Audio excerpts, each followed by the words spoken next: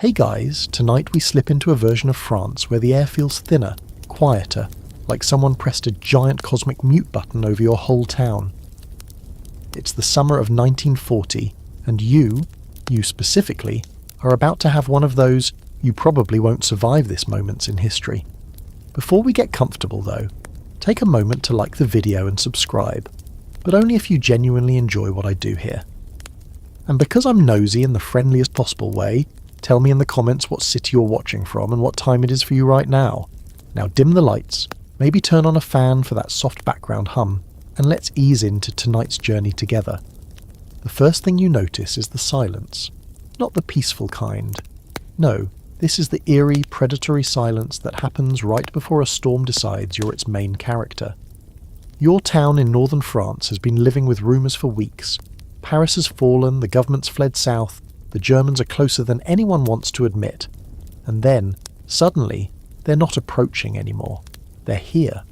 You stand at the edge of the town square as the first convoy rolls in. Motorcycles in front, trucks behind them, and then the unmistakable rumble of armoured vehicles.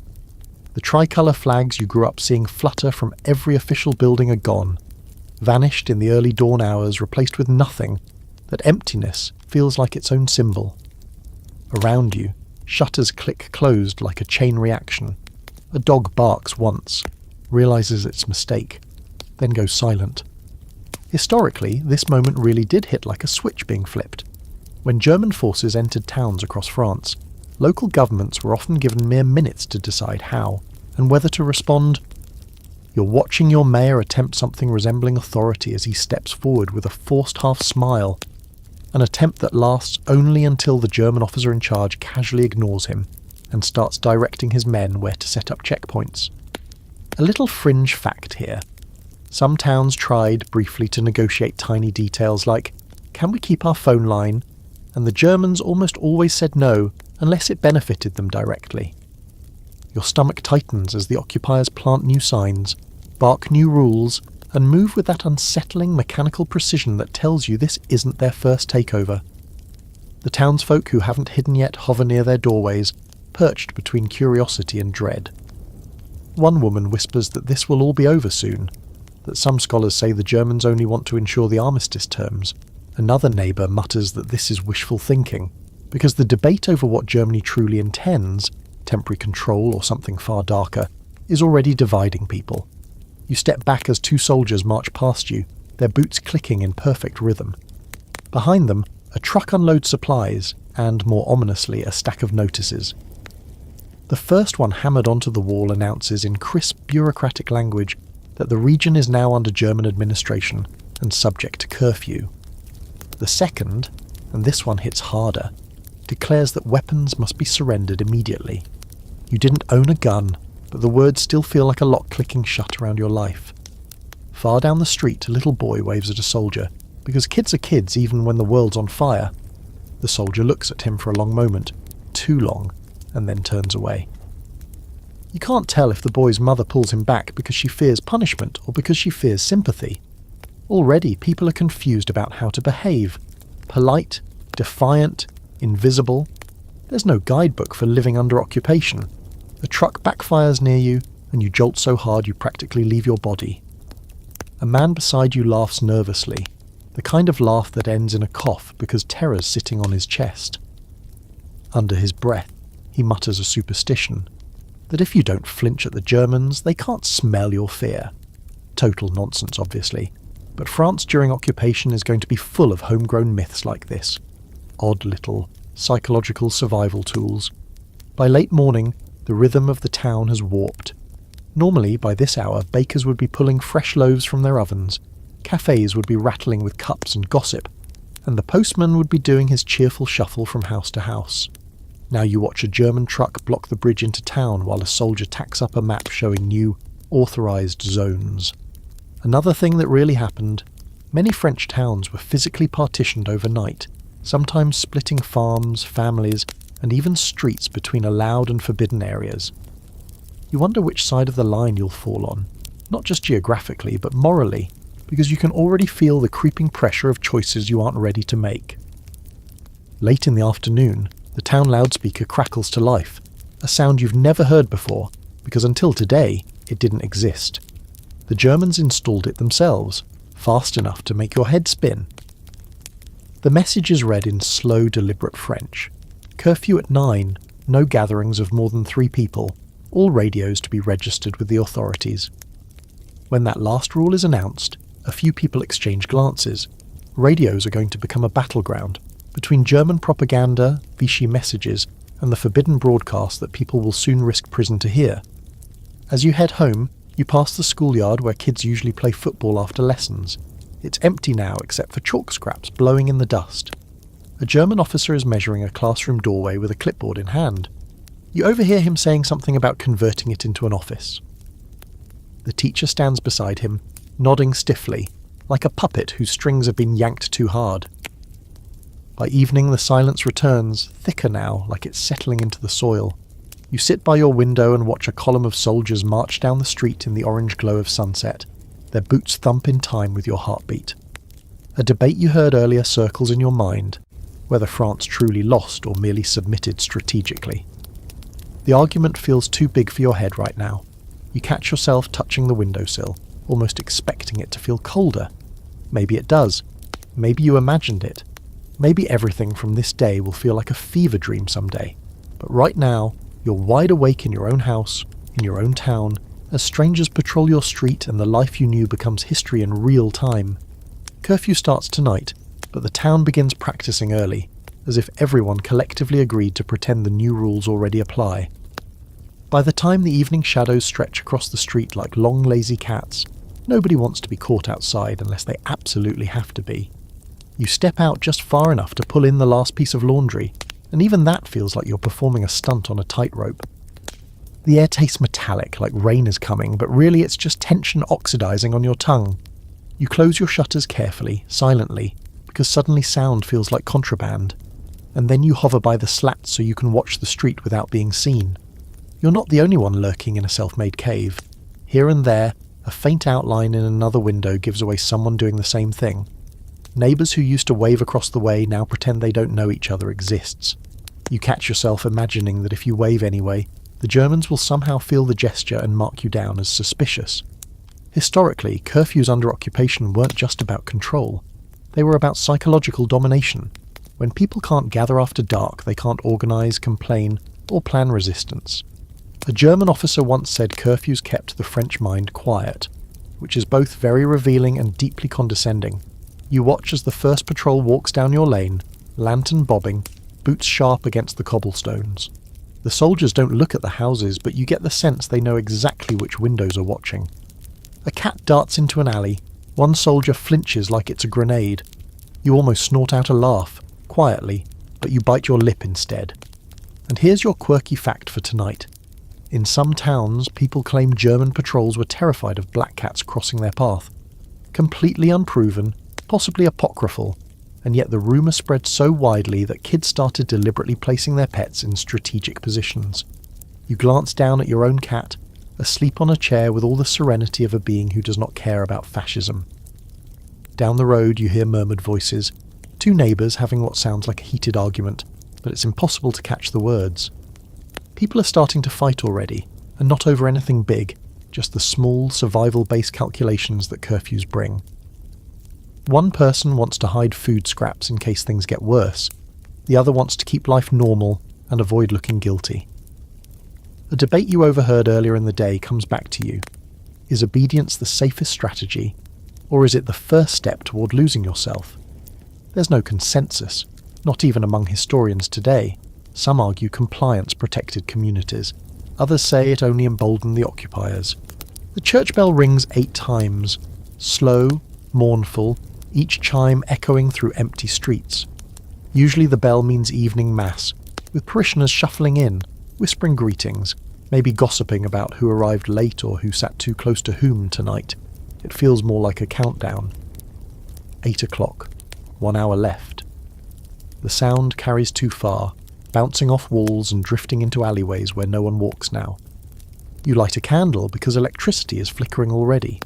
Nothing official has changed, but rumour says German headquarters in the region have started diverting power for their own use. The flame shivers, and for a moment it casts a shadow shaped almost like a soldier's helmet against your wall. You shudder and turn it slightly until the illusion disappears. Outside, a lone bicycle creaks down the street. The rider is pedalling slowly, shoulders hunched. It's Monsieur Legrand, the baker, heading home with an empty basket strapped to the back. Normally it would be full of unsold bread. Today it's just empty. You wonder whether he baked anything at all. Food shortages haven't fully hit yet, but they will, and everyone feels the approaching hunger like a cold draft under the door. You hear your parents, if you're living with them, or your spouse, or your siblings. The story moulds to your situation, because bedtime history is flexible like that. Murmuring in the next room, they're discussing where to hide valuables, even though the Germans haven't actually confiscated anything yet. But stories have trickled in from neighbouring towns, clocks taken for security, wine cellars ransacked, bicycles requisitioned for military necessity. Your family's arguing over what counts as very important versus moderately important. You'd laugh if the stakes weren't so painfully real. The sky outside deepens into a rich navy, and the first stars peek through, as if still daring to shine during occupation. You slip back to the window.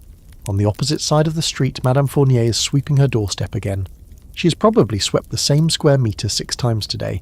It's her coping mechanism. Sweep and pretend nothing has changed. A German patrol walks by her, and she freezes mid-bristle. They nod politely, she nods back. Then they're gone, and she resumes sweeping with twice the intensity. Normalcy is a kind of shield, even if it's made of straw. And then comes the sound you've been dreading. The whistle, sharp, piercing, final. Curfew begins. You feel a flutter in your chest, fear, frustration, something unnameable. Your street transforms instantly. All movement ceases. Doors close, lights vanish. Even the shadows seem to hide. You stand there in the dark, waiting, listening to your own breathing. A dog whimpers somewhere, then gets shushed by an anxious owner. Curfews had layers of consequences. Some French citizens felt safer at first, believing the restrictions would prevent random violence. Others felt trapped, especially those who relied on night work. Bakers, railway workers, nurses. You picture those people now, forced to navigate exceptions or negotiate with the occupiers for travel permits. And still others saw curfews as the moment freedom evaporated. Your street now looks like a stage after the crew has left. Props still in place, but the actor's gone. Just before you turn away from the window, a flashlight beam sweeps across the road. A German soldier stops, adjusts his cap, and peers toward your house as if he senses the weight of your gaze. You slip back from the shutters. Your heart drums against your ribs like a frantic knock. You wait. 10 seconds. 20. The beam moves on. You exhale. Then you hear something you didn't expect. Quiet footsteps running somewhere nearby. Someone is breaking curfew already. The temptation to look is strong, but you know better. You just listen. The footsteps fade, swallowed by distance and fear. You step back from the window for good this time. The candle flickers weakly, casting a soft golden halo across the room. You sit down, wrap your arms around yourself, and let the new silence, heavy, watchful, unnatural, press in. Your life has changed, and it's only night 1. Morning arrives not with bird song or fresh bread smells or the usual clatter of early risers, but with a kind of hollow quiet, like the town is holding its breath after surviving its first night under someone else's rules. You wake up to the same eerie stillness as yesterday, but now it has company. The gnawing, low-level ache of hunger that feels like it might become your shadow for the foreseeable future. You shuffle into the kitchen, expecting almost by muscle memory to hear the familiar rustle of a paper bag with bread inside. But the counter is empty. Your stomach gives a dramatic, theatrical protest. You tell it to relax, but your stomach is not in the mood for comedy. You're not truly starving yet, not even close, but the psychological shift has begun. Hunger is now a daily character in your story, one that will grow louder with each passing week, and today is your initiation into the French wartime ritual, the line. When you step outside, the first thing you see is that the street has come back to life, sort of. People emerge slowly, blinking like cave creatures adjusting to daylight. There's a new stiffness to everyone's movements, as though you've all aged 10 years since yesterday. A small crowd is already forming near the town hall and you join it out of instinct. The rumour mill has been working overtime. Ration cards are being issued this morning. Historically, rationing in occupied France was brutal. Caloric shock is the polite academic term for what people experienced. The not polite term is chronic hunger. Today, though, you're still in the early phase where everyone's trying to pretend rationing will be temporary, a mild inconvenience, like when a favourite shop closes for renovations. But the truth is already visible. The shelves are empty, the bakeries have no flour deliveries, the market stalls look like minimalist art installations. The line outside the town hall already curves around the corner like a giant snake trying to swallow its own tail. As you settle in, you overhear conversations ping-ponging all around you. Someone ahead whispers that Marseille still has fish. Someone behind swears their cousin in the countryside has chickens and will absolutely send some, which is both adorable and very unlikely. Another neighbour mutters that the Germans are taking most of the local harvests. That's historically accurate, by the way. Requisitions were relentless and rarely compensated fairly. And then you get your quirky fat quota for the day. A man 2 places ahead claims he heard that eating chestnuts every day makes you immune to hunger immune. As if hunger is a cold you can avoid with enough woodland snacks. You file that under ideas people have when they're desperate and trying to make each other feel better. The line inches forward with the speed of geological time. Occasionally a German soldier walks past, not to harass anyone, just to observe. Their presence has the same effect as a loud thunderclap. Everyone goes stiff for a few seconds, then slowly resumes breathing. You catch the eye of a woman carrying a small child, and in her face you see that complicated mix of panic and resolve. Kids get smaller rations. Parents often starve so their children wouldn't have to. That was real. That will be real for you too eventually. When you finally reach the door, the clerk inside looks like he hasn't slept since the war began. He spreads a stack of ration cards across the desk like a magician laying out not cards but your new life. There are cards for bread, cards for meat, which you will rarely see, cards for sugar, cards for butter, which will become as mythical as unicorns, and even cards for clothing. Each card has little squares that will be clipped away one by one. You feel oddly protective of them, like they're fragile and precious. Because they are. The clerk explains in a monotone voice that adults will receive a certain amount of calories per day, far below what anyone actually needs. His tone says he hates delivering this information, but his eyes say he's just trying to survive too. The debate among historians about whether Vichy administrators did the best they could with shortages, or intentionally prioritised certain populations over others, well, that debate is still alive. You stand there not caring about future scholarship. You just want to know how to feed yourself. You leave with your ration cards in hand and an uneasy flutter in your chest. It's not relief. It's the realisation that this tiny booklet will now dictate nearly every decision you make. What you eat, when you shop, how far you walk, even who you trust. The ration cards are power, and someone else controls them. You decide to stop by the bakery on the way home, even though you know exactly what you'll find. The window display, usually warm and golden and dusted with flour, looks like an abandoned museum exhibit. A single small loaf sits on the shelf. A sign underneath informs customers it is reserved for those holding the highest need ration category. You are not in that category. No one you know is in that category. Monsieur Legrand appears from the back room looking exhausted. He shrugs at you with a weak smile. "Tomorrow," he says, though you can tell he doesn't believe it. As you walk through the market square, a few vendors have set up their tables. The offerings are sparse. A handful of potatoes, 3 wilted carrots, onions that look like they've seen things. Prices are, let's call them, optimistic. The black market is already whispering from the shadows. You pass 2 men speaking too quietly, one pulling a cloth back just enough to reveal a small stash of butter, the contraband equivalent of gold bars. You pretend you didn't see it. When you return home, your family, or housemates, or friends, depending on your life, gather around the table as you lay out the ration cards. Everyone leans in as though they're inspecting ancient treasure maps. A plan forms. Who will go to which shop, at what time, with what ration paper. It's like organising a tiny military operation, except the enemy is hunger and the objective is survival. As the afternoon stretches on, the ache in your stomach sharpens a little. Not dangerous, not yet, but noticeable. You drink water and pretend it helps you nibble the edge of yesterday's stale bread, feeling guilty for using up even that. Hunger changes your relationship with food in strange ways. Every crumb feels symbolic. By evening, you sit near the window again, ration cards tucked safely away. The street smells faintly of boiled cabbage from someone's dinner. You close your eyes and imagine butter sizzling in a pan, the crusty crack of a fresh baguette, the soft crumble of cheese. Your imagination becomes its own small revolt. And as curfew creeps closer and the town returns to silence, you realize something quietly chilling. Today was just the beginning. The shelves will get emptier, the lines longer, the meals smaller. You're learning how to stretch scarcity into routine and trying not to think too hard about how long you can stretch yourself.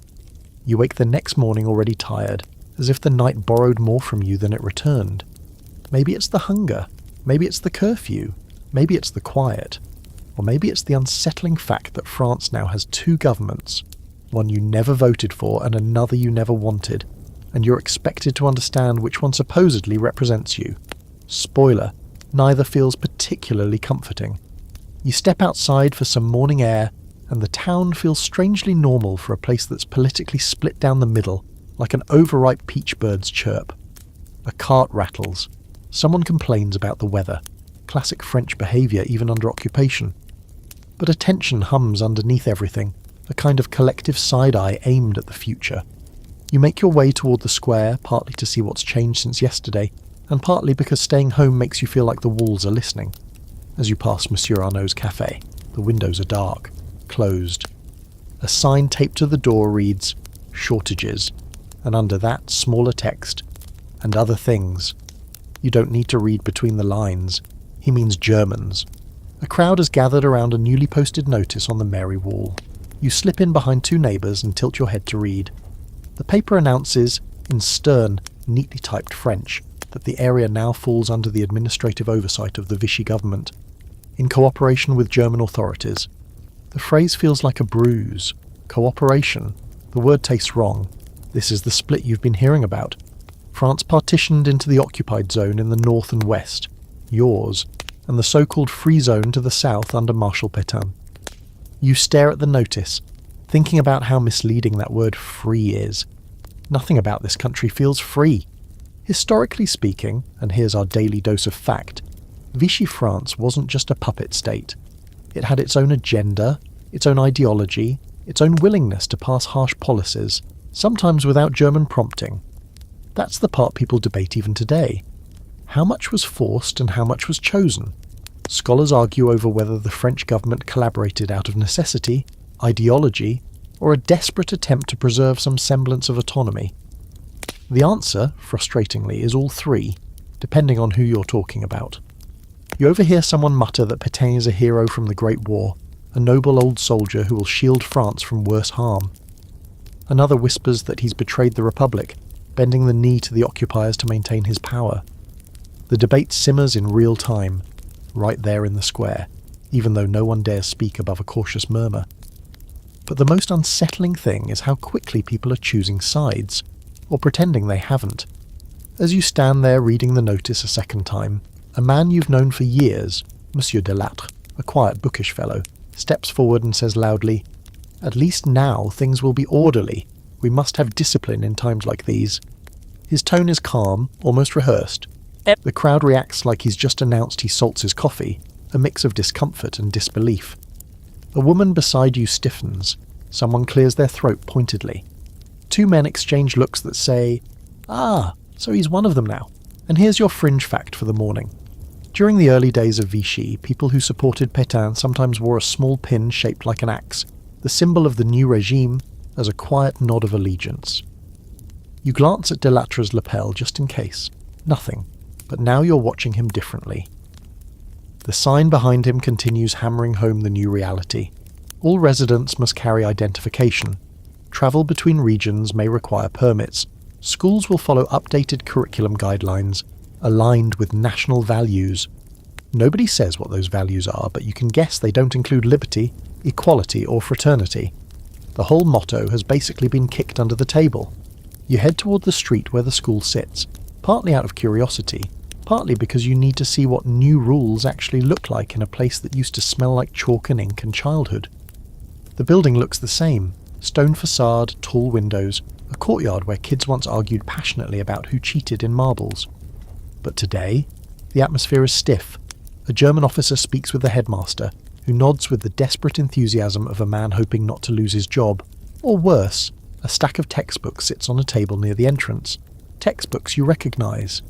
The officer points at them, then gestures toward a soldier carrying burlap sacks. You don't need a translator to know what's happening. Those books are being removed. Historically, the Vichy regime revised school materials to emphasise order, obedience, rural life, and the greatness of Marshal Pétain. Some subjects were softened, some scrubbed, some twisted. But the biggest change was in the tone. The new education celebrated tradition over modernity, hierarchy over equality.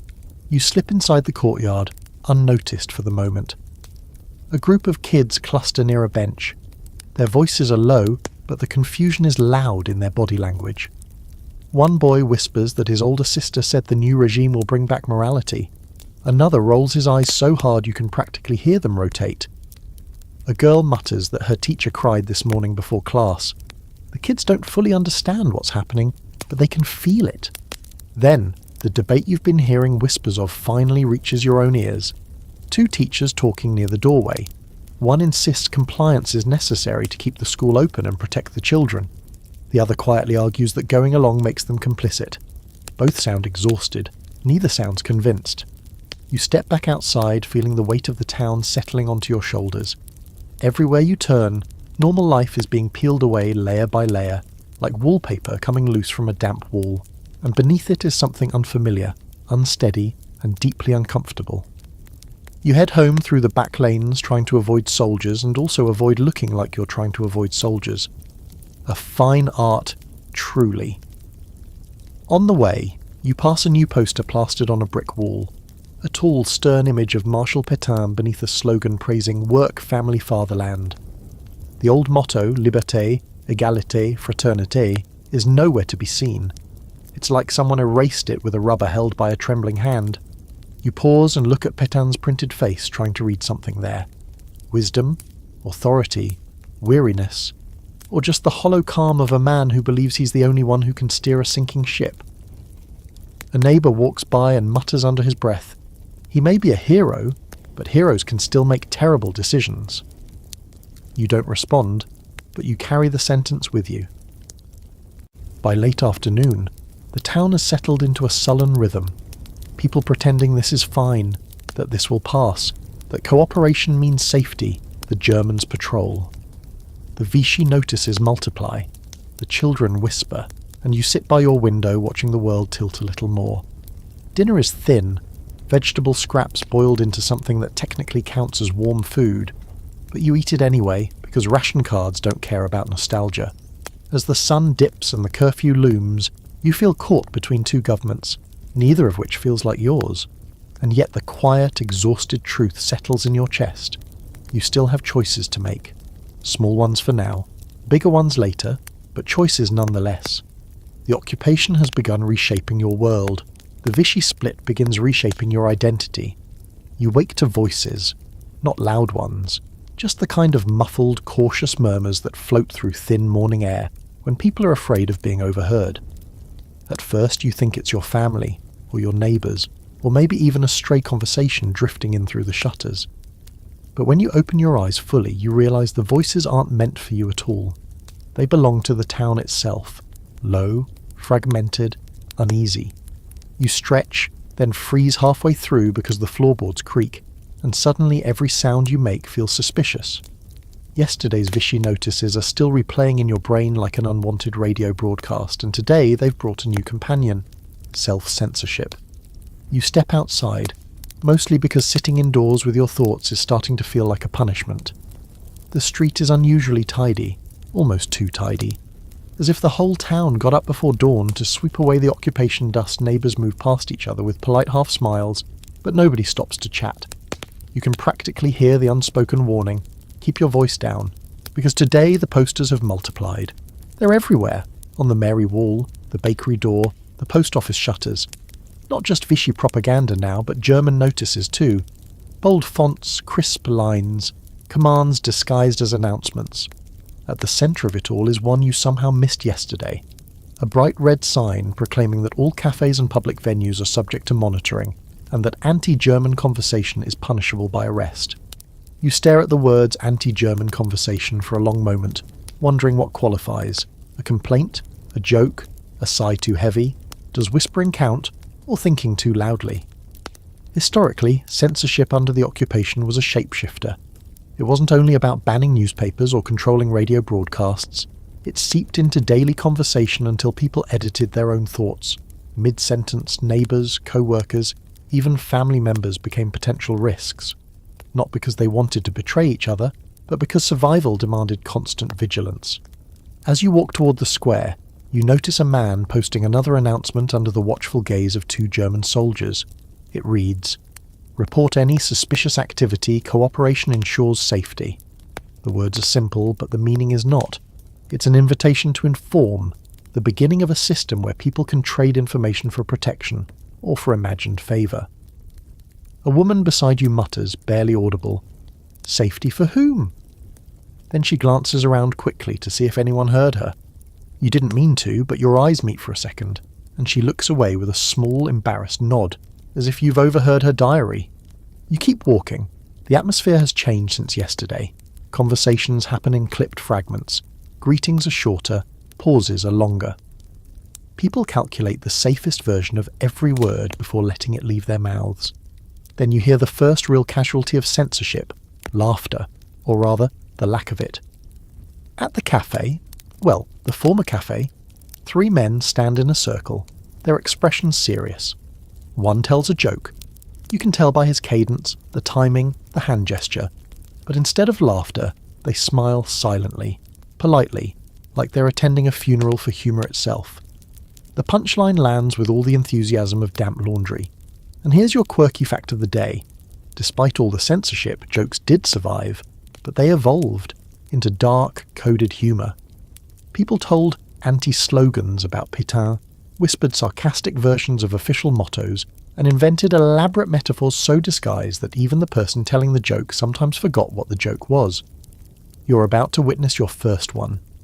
At the butcher's stall, empty again by the way, which is not surprising at this point, two older women exchange a quiet conversation.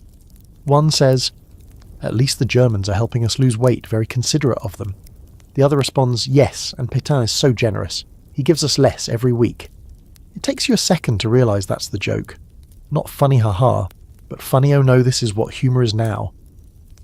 They notice you listening and instantly fall silent. One nods politely. The other shifts her bag to obscure her face. You pretend to be fascinated by a carrot that looks like it died of boredom. Everyone goes on pretending. You make your way toward the bookshop, though you're not sure why. Habit, maybe. Hope, maybe. You push the door open, and the bell above it gives a soft, apologetic jingle. Like it's sorry for still existing inside. The shelves look familiar, but several sections are covered with cloths, banned titles, confiscated inventories, or books the owner hid preemptively. Monsieur Lambert, the bookseller, stands behind the counter with the posture of a man guarding a treasure hoard. He gives you a tired smile. "Looking for anything in particular?" he asks, but his voice carries a warning. "Choose your words carefully." You scan the shelves. Mostly classics, children's stories and rural novels approved by the new regime. A few philosophy books remain, but only the harmless ones. The ones that talk about thinking without encouraging you to actually do it. You ask quietly, "Do you still have newspapers?" He sighs. "Only the ones we're allowed to have." He hands you a copy of the regulated daily. The front page features a flattering profile of Pétain, a bold headline praising Franco-German cooperation, and a suspiciously optimistic article about food supplies that you know is fiction bordering on fantasy. The debate over censorship, how much came from German orders, how much from Vichy enthusiasm, still rages among scholars. Some argue the Vichy government censored with zeal, driven by ideology rather than pressure. Others insist they acted under duress. But you, living it in real time, don't have the luxury of academic distance. You just know the newspapers feel hollow, like they've been drained of blood. Lambert leans slightly closer, then says in a low voice, "If you need other things to read, you might try the back room, but not today." His eyes flick toward the window where a German soldier strolls by, hand resting casually on his belt. You nod and leave without another word, As you head home, you realise how much effort speaking now requires. Every sentence feels like a puzzle. Every pause feels loaded. Even greetings are strategic. You're learning to navigate a new linguistic landscape, one where silence is safer than accuracy and vagueness is a survival skill. By afternoon, the whole town seems to have adopted a strange new ritual, talking loudly only about nothing. Weather, gardening, laundry. People perform small talk like theatre. Meanwhile, the real topics, occupation, shortages, fear, anger, stay buried under layers of caution, and then, as if to underscore the danger, you witness the moment censorship starts taking prisoners. A young man, barely older than a student, is standing at the corner speaking with two friends. His voice isn't loud, but you catch a sentence. They'll never control all of us. It's brave or foolish, or both. A German soldier overhears, stops, turns. The group freezes. The soldier asks something in clipped French. The young man stammers a response. The soldier orders him to step aside. The friends stand helplessly. After a brief, tense exchange, the young man is marched away. Not arrested, not officially, but taken for questioning, which is the polite euphemism everyone learns to fear. The crowd pretends not to watch, pretends not to care, pretends everything is fine. You walk home slowly, every footstep heavy. Your throat feels tight. You don't even want to say hello to the cat when you reach your doorway, as if even casual affection is something someone could overhear. Dinner is small again, conversation is smaller, and as curfew approaches and the world dims into silence once more, you realise the strangest part. You're already speaking less. Not just in public, inside your own head.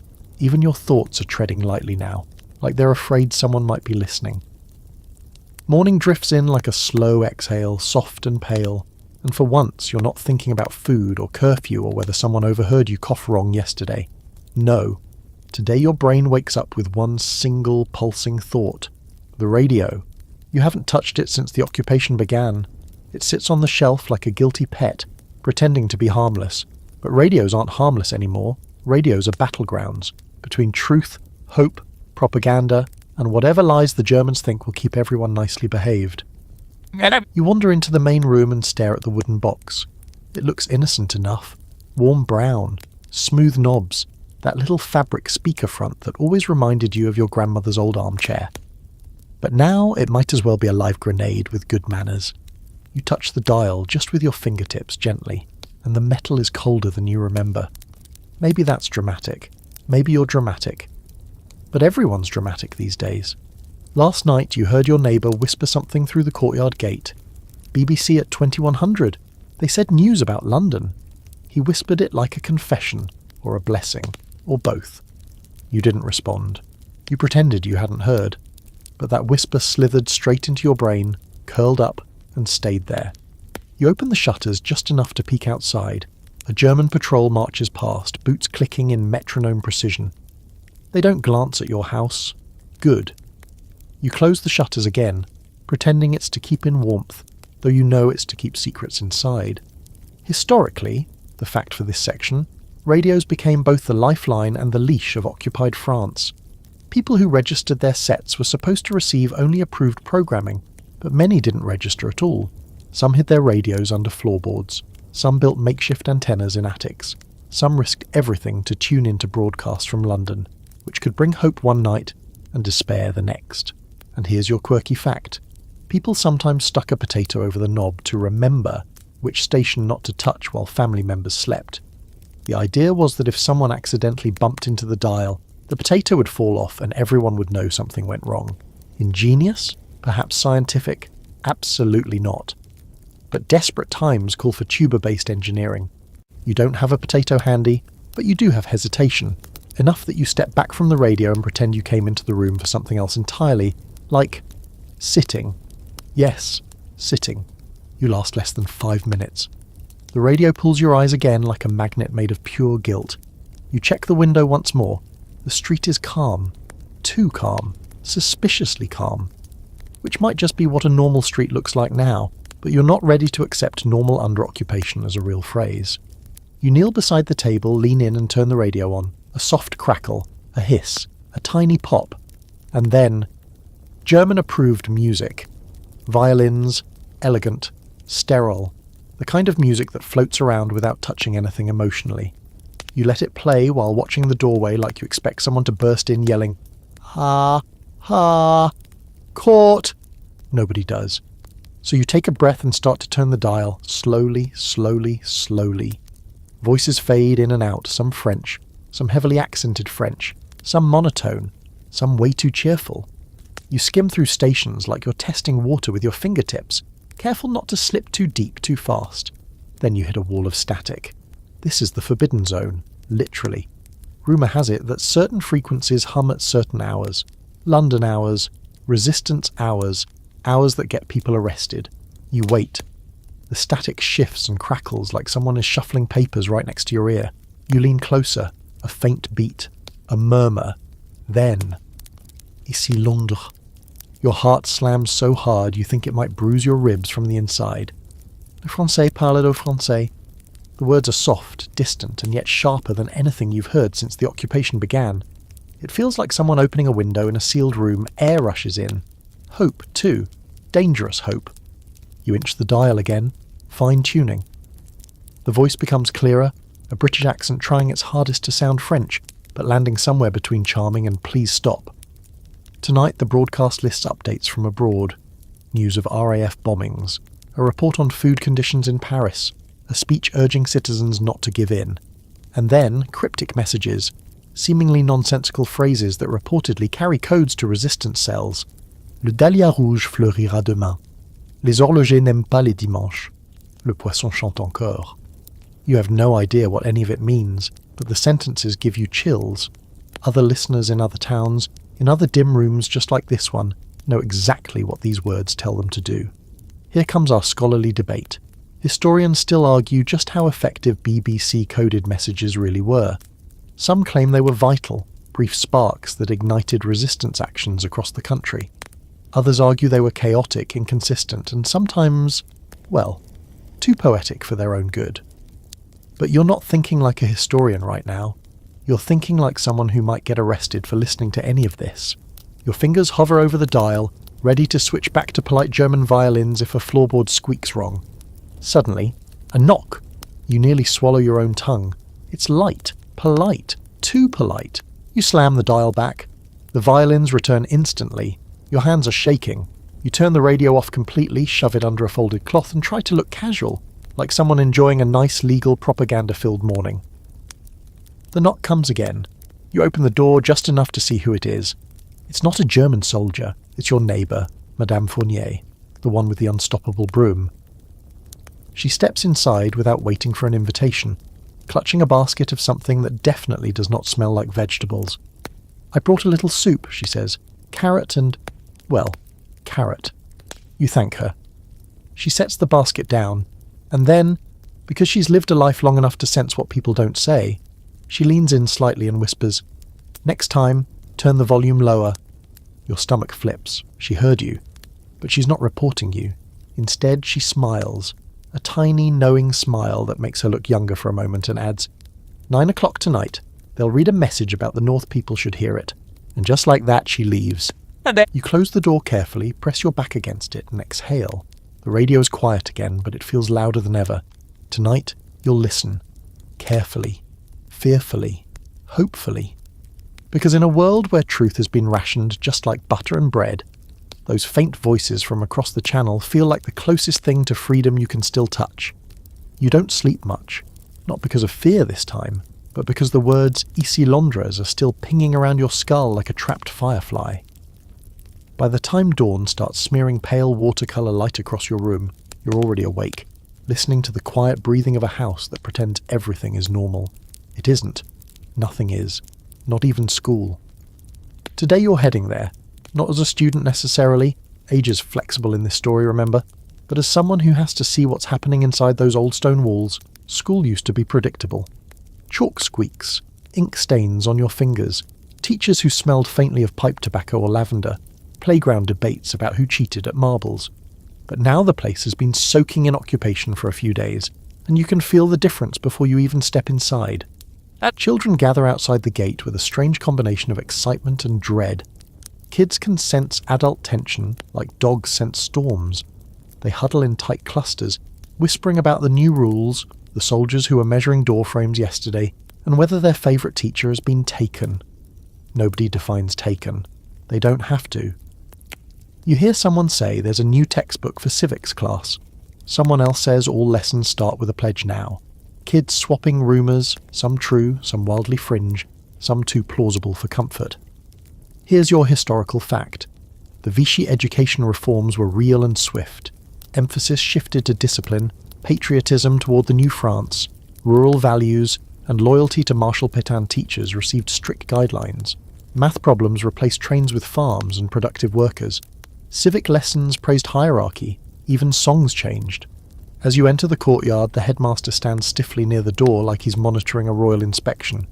He's normally a warm man, one of those adults who bends down to kids' eye level instead of talking down at them. But today he looks carved from stale bread, dry, brittle, and on the verge of crumbling. Behind him sits a stack of boxes, new materials. You recognise the logo from yesterday's Vichy poster, an axe framed by wheat. The symbol is supposed to represent strength and tradition.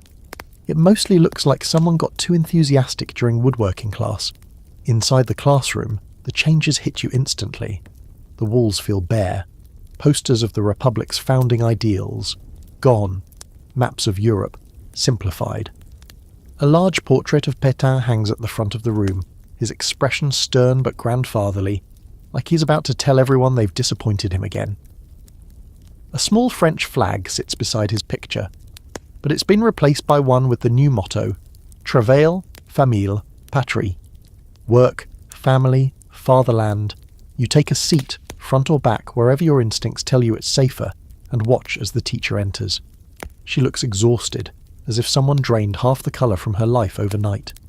She lays a thick booklet on her desk but doesn't open it. Her eyes linger on the students for a moment, kids you've known for years, kids who used to fight about marbles and now try not to blink too loudly. Today, she says, voice measured, we have some new guidelines. No one moves. Even the dust motes in the light seem to pause. She opens the booklet, sighs, and begins reading. The text is stiff.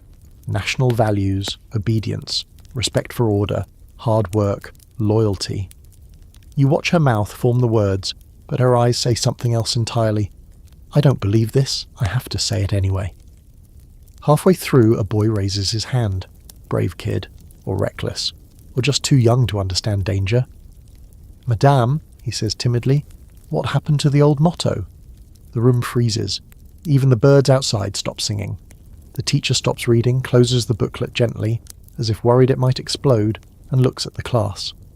For a moment, she's the teacher she used to be, the one who believed in open discussion and curious minds she inhales to answer. Then the headmaster appears in the doorway, arms folded.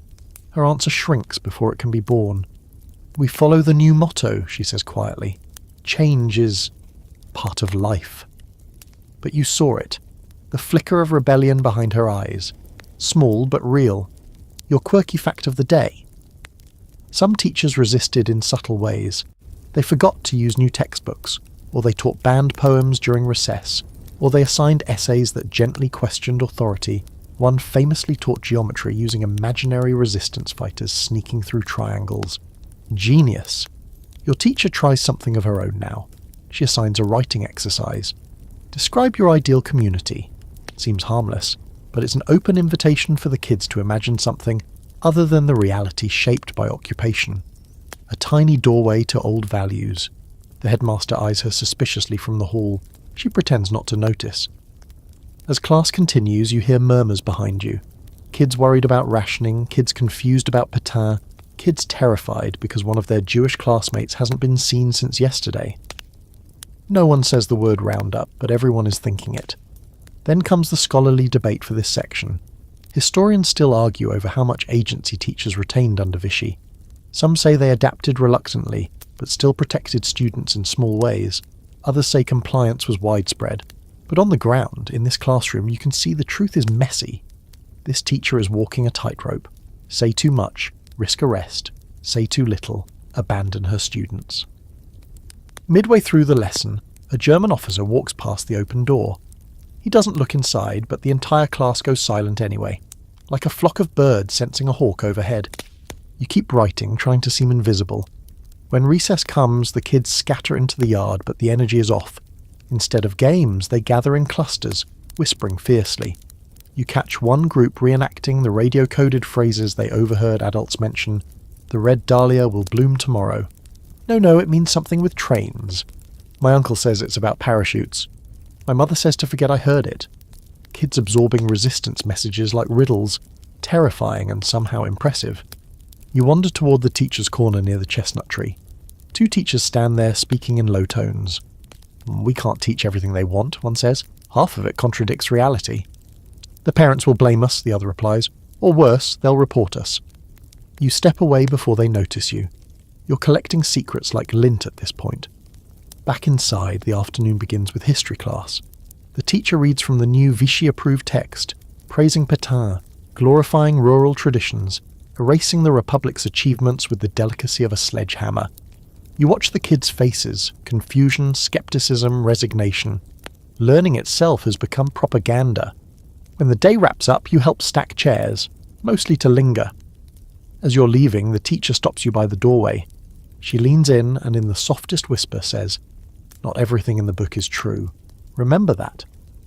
You nod. She adds, "And if you have younger siblings, teach them the old motto, quietly."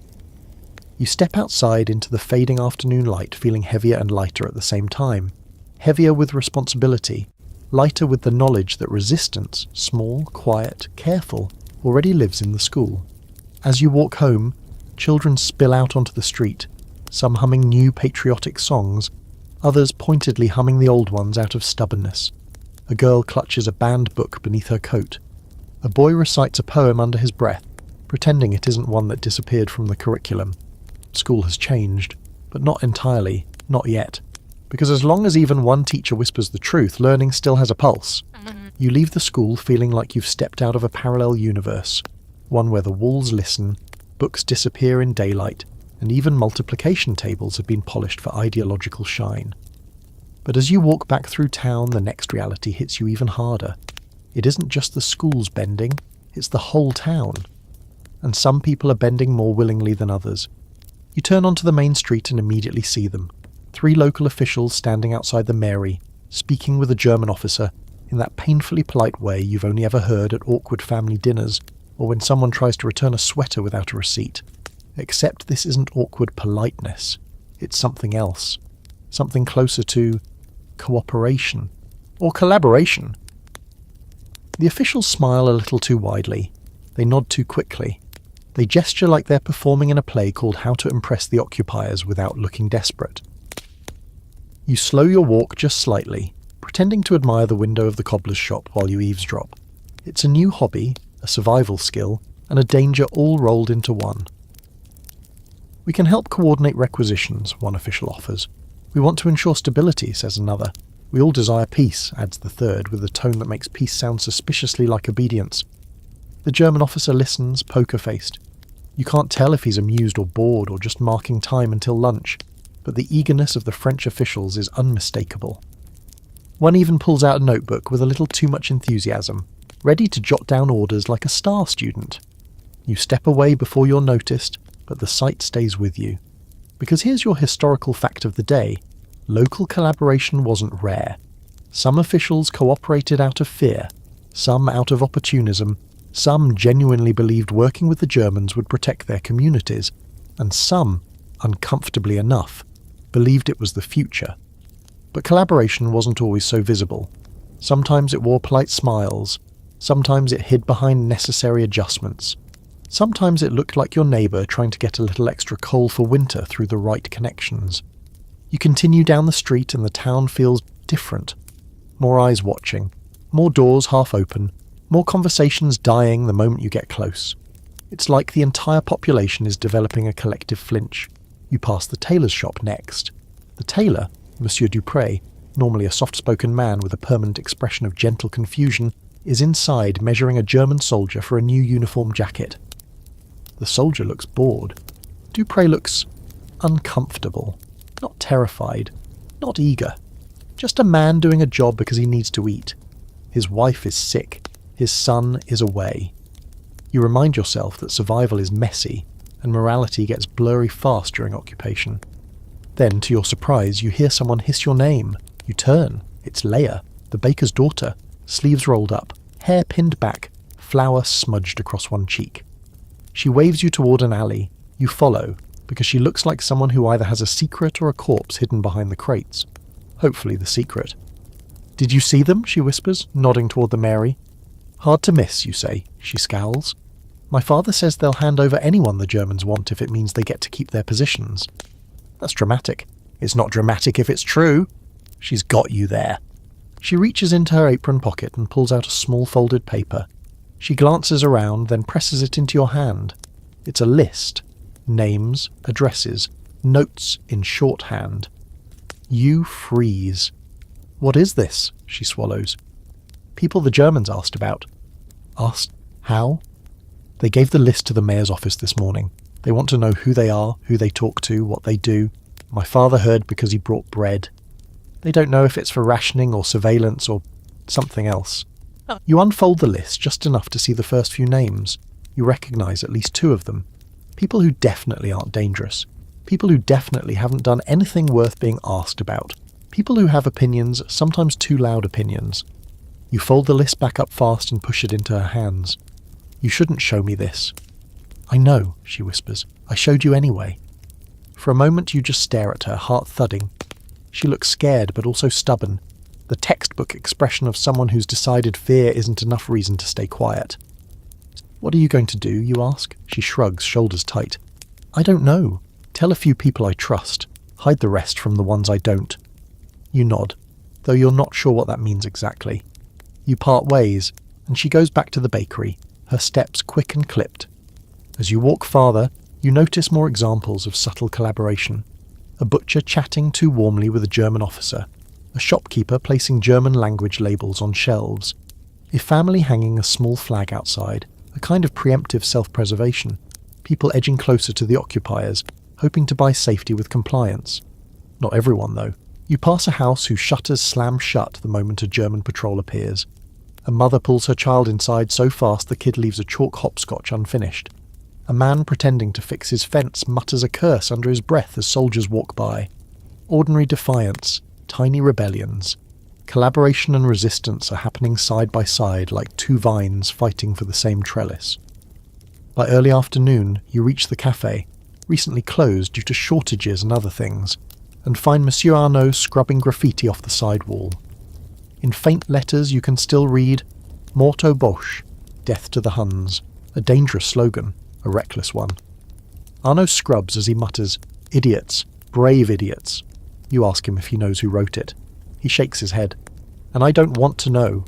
The less I know, the more alive I stay." That's the scholarly debate for this section right there. Is neutrality even possible during occupation? Historians still argue about it. Some say neutrality is simply a quieter form of collaboration. Others say it's a survival strategy that harms no one. But from where you're standing, neutrality looks like quicksand. The more you try to stay still, the more the world pulls you in. As evening approaches, you walk back home with a strange feeling, like you're watching your town fracture into layers. The willing collaborators, the reluctant ones, the silent skeptics, the quiet resistors, the watchers, the informants, the terrified, the brave, the reckless, the resigned. You wonder which one you are. You wonder whether you get to decide. And as the curfew settles over the town like a thick blanket of dread, you realise something quietly terrifying. Collaboration isn't always loud. Sometimes it's a nod, a shrug, a gesture, a silence, a hope that if you play along, the storm will pass around you. But storms don't work like that. Not this one. Morning creeps in with that brittle late autumn chill, the kind that makes your breath puff out like you're quietly auditioning to be a steam engine. A thin layer of frost glitters on the windowsill, and before your brain even fully boots up, you're already thinking of one thing: coal. Not food, not curfew, not propaganda. No, today your enemy is the cold itself. You rummage through your firewood box and find 3 sad, damp logs. 3. You stare at them like they've personally betrayed you. Your fingers are already numb, and winter hasn't even properly arrived.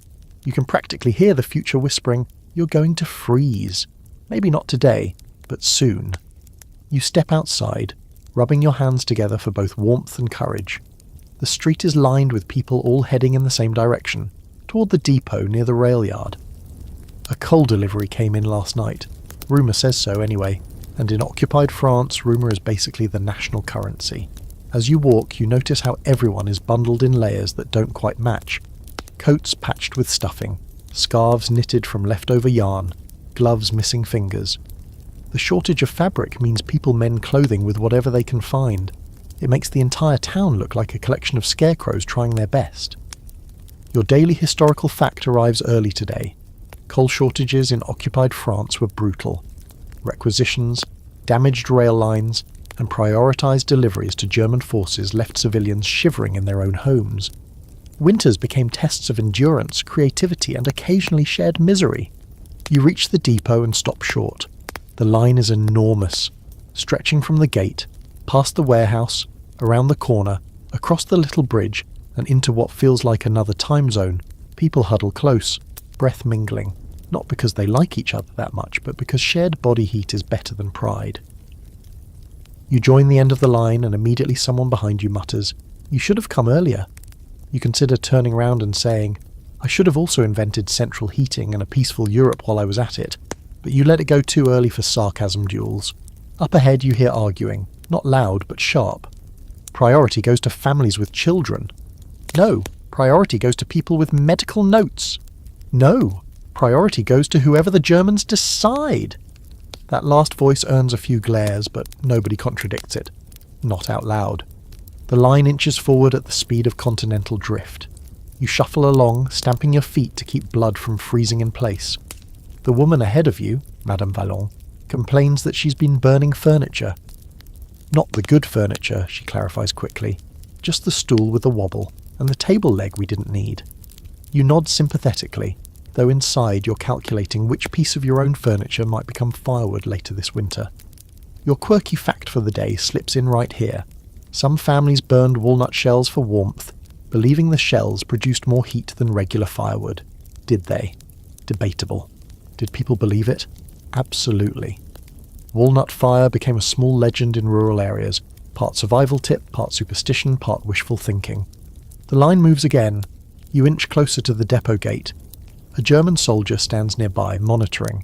He looks cold too, which satisfies you more than it should. You try not to enjoy it, but you very much enjoy it. Inside the warehouse, you can see workers shoveling small, sad-looking piles of coal into sacks. Not big sacks, mind you. Small rationed ones that look like props from a play about disappointment. Every so often, someone walks away with their bag, holding it with both hands like a newborn that smells faintly of soot. Ahead of you, two men start discussing a rumour that the Germans are diverting coal from northern France to factories in the Ruhr. Another argues that the bottleneck is sabotage, that resistance groups have been blowing up rail lines to slow German production. Then, and here's your scholarly debate, they argue whether such sabotage is heroic or harmful. Heroic because it weakens the occupiers, harmful because it leaves civilians freezing. The argument gets heated. Ironically, you step back so you don't get dragged into a philosophical fistfight. Finally, you reach the front.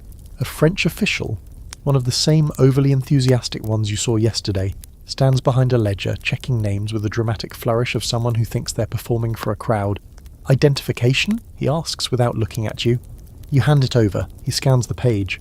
"One sack." "Only one?" you ask. He looks at you like you just questioned gravity. Everyone gets one. Behind him, a German sergeant watches the entire process with dead-eyed boredom, as if auditing misery is just another Tuesday. You pay your ration coupons, collect your tiny sack of coal, and immediately feel how absurdly light it is. You can lift it with 2 fingers. This is not warm winter energy. This is 2 evenings of maybe not freezing to death if you huddle real close. You sling it over your shoulder and head home along the icy street.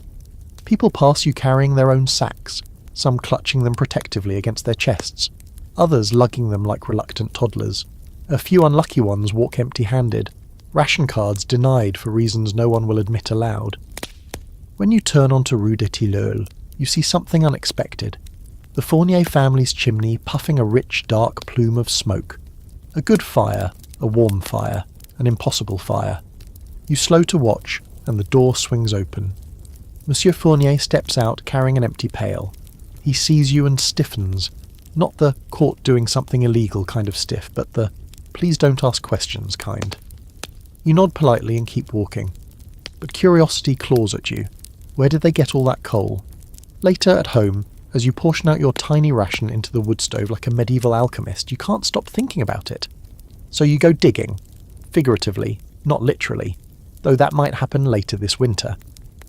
After dinner, which is the culinary equivalent of warm water with creative marketing, you step outside and wander toward the back alley where neighbours dump ash. And that's when you hear it. Quiet voices. Familiar ones. Monsieur Fournier again. And someone else. Speaking in hushed tones. If we help them, they'll make sure we're supplied. Just a list of names. We don't have a choice. Your stomach tightens. Coal as payment. Coal for cooperation. Coal for information. You step back before they see you. The cold wind hits your face, but it's nothing compared to the frost settling inside your chest. This winter won't just test your endurance. It will test your ethics, your neighbour's ethics, your town's soul, because warmth under occupation isn't just survival. It's currency, it's leverage, it's temptation, and every night the temperature drops a little lower. You wake up the next morning shivering so hard your teeth are clacking Morse code. Last night's coal ration burned out hours before dawn, leaving the house colder than a politician's promises. You linger under your blankets longer than you should, but eventually the sounds outside pull you up. The rhythmic clack-clack of boots on cobblestone German boots. The kind you could identify in your sleep now. You peek out the shutters and there they are. Soldiers marching in two neat lines, passing so close you can see the condensation of their breath. They've been moving deeper into the neighbourhood over the past few days, but something feels different today. They're not just marching through, they're settling in, literally. Across the street, the old DuPont boarding house has a new sign, Zugefordert, requisitioned, claimed, occupied. German officers step inside carrying crates, bedrolls, and that arrogant air of people who treat other people's homes like a concept they've never quite understood. You get dressed quickly, not warmly, just quickly, and step outside. The air bites your nose. The soldiers are everywhere. One group unloads equipment from a truck. Another group hauls furniture out of the boarding house like they're redecorating a hotel lobby. And then, unbelievably, a few are just standing around, chatting, laughing softly, as if this is perfectly normal, as if they haven't turned your neighbourhood into their own garrison. You feel the absurd urge to shout, "Hey, this is our street." But you settle for glaring at them from a very safe distance. Maybe they notice. Maybe they don't. You're too cold to care. Your daily historical fact arrives in real time. German soldiers were often billeted in civilian homes in occupied France, sometimes with grudging cooperation, sometimes with resistance, sometimes with surprising human interactions, sometimes with terrifying ones. Families were ordered to host soldiers, feed them, tolerate them. Some soldiers were polite, others were unbearable. Many were just young men trying to survive a war they didn't choose either. You're not hosting anyone, yet, but your neighbours are. As you walk down the street, you spot poor Madame Roussel standing in her doorway in her nightcoat, watching as two German privates carry a wardrobe out of her guest room. They're smiling like they're doing her a favour. She's pressing a hand to her chest like the next breath might break her in half. You go over to her. "Are they taking your things?" you ask softly. "No," she says, voice trembling. "They're moving in." She gestures toward her living room window where you see one soldier using her good armchair to clean his rifle. Another sits at her table eating an apple that is very much hers. You want to storm inside and tell them to knock it off, but you also enjoy not being arrested. Behind you, the soldiers near the truck call something in German. You don't speak the language, but you recognise dismissal when you hear it. Madame Roussel flinches anyway. You offer her a hand, a shoulder, anything, but what she says next is what lingers. "I suppose, if they're polite, maybe it will not be so bad." The sentence collapses your heart a little. The way people adjust their expectations downward is one of occupation's cruelest tricks. As you help her step inside, you hear footsteps behind you. A soldier. He nods politely, too politely, and says, "Bonjour." His accent is heavy. like someone trying to juggle marbles while speaking. He looks barely older than 20. You return a stiff nod and step aside. You don't want to be rude, or friendly, or noticeable. You want to be the human equivalent of beige wallpaper. Now comes your quirky fact of the day. Some French families coped with billeted soldiers by inventing elaborate, ridiculous stories to keep them confused. One woman reportedly convinced her assigned soldier that her pet goat was an aggressive guardian animal, and to avoid it at all costs. The soldier believed her so thoroughly he refused to enter the back courtyard for months. You consider getting a goat, or pretending you have one. Anything to avoid ever hosting a soldier. You continue down the street and the neighbourhood now looks like a bizarre blend of domesticity and militarisation. Laundry hanging beside stacked ammunition crates, flower boxes beneath windows with new blackout curtains, a little girl jump roping while German officers carry rifles past her like they're delivering baguettes. And yet something else catches your eye. Moments of friendliness. Dangerous friendliness. At the corner house, Monsieur Delattre, the same man who praised order and discipline yesterday, is sharing a cup of coffee with a German corporal. They're laughing. You freeze mid-step like you've just witnessed him juggling live grenades. Some neighbours send sharp glances their way, brows furrowing, jaws tightening. Others pretend not to see. A few watch with envy. Coffee is coffee, even under occupation, and Delattre apparently still has enough to share. You wouldn't mind turning him into human compost right now. You move on. Farther down you spot a woman, young, maybe early 20s, talking to a soldier in a doorway. She's smiling at him. He's smiling back. It's a soft, awkward, shy type of smile. Not sinister, not forced. But you still feel your stomach twist because you know exactly how the town will interpret this. Horizontal collaboration. Incredibly judgmental term. Historically accurate, though. Relationships between French women and German soldiers happened.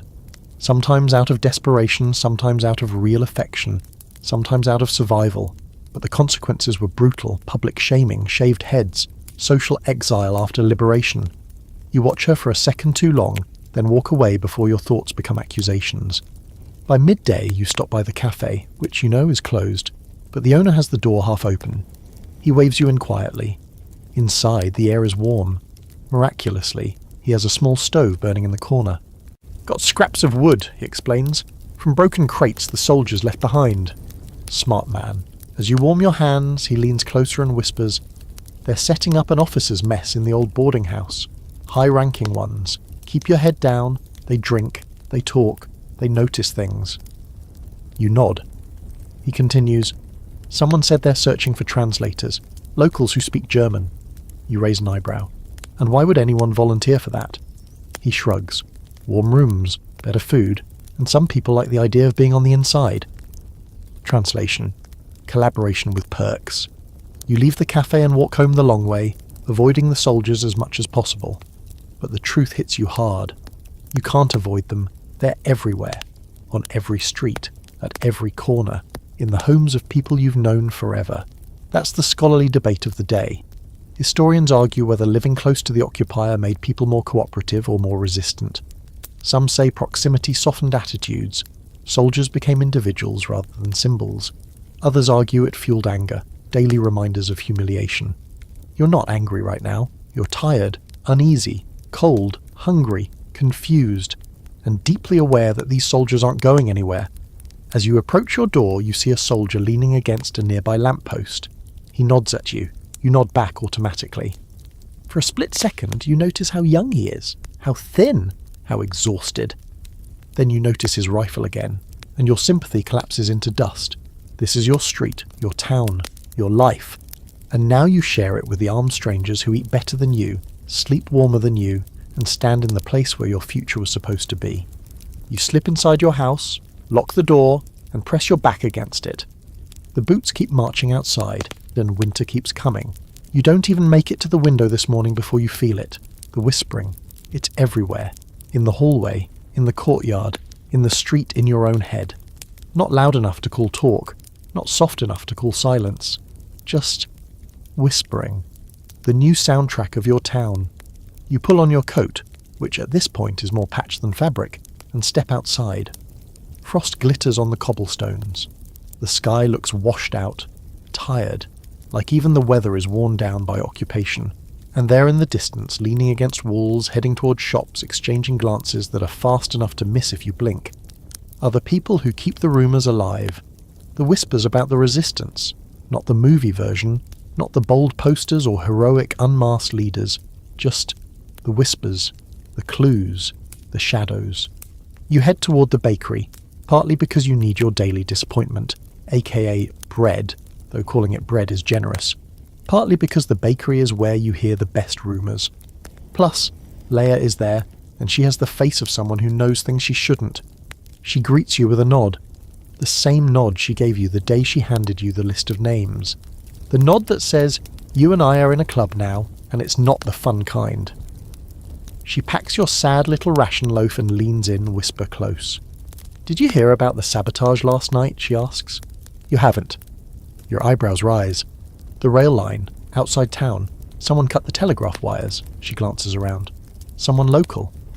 That's your historical fact of the day. Early resistance actions were often small. Cut wires, stolen documents, slashed tyres, sugar dumped in fuel tanks. Little sabotage acts meant less to the Nazis and more to morale. Reminders that the occupation was not total, not yet unchallenged. But here's where the scholarly debate kicks in. Were early saboteurs visionaries or reckless? Historians still disagree. Some say these early acts paved the way for organised resistance. Others argue they provoked reprisals that communities weren't prepared for. You'll see both sides before this is over. You pay for your ration loaf, silently praying it tastes like something other than existential despair, and step back outside. The town seems unchanged, but it isn't. You can feel it humming under the surface like something electric. You walk toward the river, mostly for air, partly for quiet, partly because the river path is where people talk when they want to not be heard. And there you catch sight of them. 3 figures standing close. 2 men, 1 woman, talking with the intense calm of people planning a heist. You slow your pace but pretend you're admiring the water. 1 man gestures, sharp, controlled movements. Another keeps checking the path. The woman, short hair, sharp eyes, jaw set like granite, nods once. Something about her posture screams, "Don't mess with me unless you want to be less alive." You know her. Jeanne Delaunay, bicycle courier. Moves like the wind. Talks like a person who doesn't talk unless absolutely necessary. Rumour says she's been riding farther than normal lately. Late deliveries, early mornings, long detours. The kind of detours that make you wonder. They're too careful for you to hear the specifics, but you catch one phrase, just barely. The drop is tonight. Drop. That word clings to your ribs like a hook. You keep walking, heart pounding, pretending you heard nothing, because knowing too much feels like holding a burning coal. You can't drop it, but keeping it hurts. On the way home, you spot another sign of quiet rebellion. A child's chalk drawing on a wall. A tiny doodle of a man with a big nose, bushy eyebrows and a cane. It takes you a second to recognise it. Charles de Gaulle. The man the Germans call a traitor. The man many French call Hope. Before you can smile, a German patrol rounds the corner. You duck your head and keep walking. Behind you, you hear one soldier mutter something, then the scrape of boots as he wipes away the drawing with his sleeve. You feel a spark of anger. Small, hot, persistent. Further down the street, more whispers flicker through the air. "I heard they're hiding someone in the cellar." Someone passing messages to London. Someone forged papers last week. Someone stole gasoline. Someone is going to get everyone killed. That last line hangs heavier than the others, because fear isn't just fear anymore, it's suspicion. Suspicion that grows like mould in damp corners, quiet, slow, but deadly if ignored. By early afternoon, the tension sharpens. You're heading home when the town siren blares, a single shrill note that slices through your bones. People freeze, some duck instinctively. 2 shopkeepers slam shutters closed. Your heart jumps into your throat. Then you see why. A truck rolls into the square. German soldiers hop out surrounding a man, his hands bound, his coat torn. He's bleeding slightly from the forehead. You recognise him immediately. It's the young man who talked too loudly last week, the one who said, "They'll never control all of us." Your stomach twists. The soldiers shove him forward. A German officer announces something in hard, clipped French. The man is being detained for subversive conversation, and suspected antisocial activities, which is code for, we think you know someone who's resisting, or maybe you just annoyed the wrong person. Madame Fournier stands near you, hands clasped, face pale. She whispers, someone must have reported him. Someone. Anyone. Maybe even someone who didn't mean to. In occupied towns, rumours travel faster than intentions. As the truck pulls away, the crowd stays silent. Not out of apathy, out of fear, out of calculation, out of the growing knowledge that every whisper now carries weight. You feel sick, but you also feel something else, something dangerous, something like resolve. That night, as you sit at your table with the lonely little candle flame flickering, you hear a soft knock at your window. You freeze, listening. The knock comes again. 3 taps, a pause, 2 taps. Not random. You open the shutters just enough to see her. Jean. She stands with her bicycle, breath clouding the air, eyes sharp. Come outside, she whispers. You do. She looks you up and down, assessing whether you can handle what she's about to say. We're moving tonight, she murmurs. A message. We need a lookout. You don't have to say anything. Just stand in the right spot and cough if someone's coming. Your pulse sprints. Why me? You ask. She straightens her cap, glancing down the empty street. Because, she says lightly, you've been watching everything. And people who watch usually choose a side sooner than they think. You don't answer right away. But the words settle inside you like a match touched to dry tinder. Tonight the resistance whispers become something else. An invitation. You don't breathe properly for the next hour. Not because you're scared. Okay, yes, also because you're scared. But mostly because your entire nervous system is buzzing like someone plugged you into a faulty electrical socket. Jean's invitation loops in your mind. Stand in the right spot. Cough if someone's coming. Sounds simple, except nothing is simple anymore, not even coughing.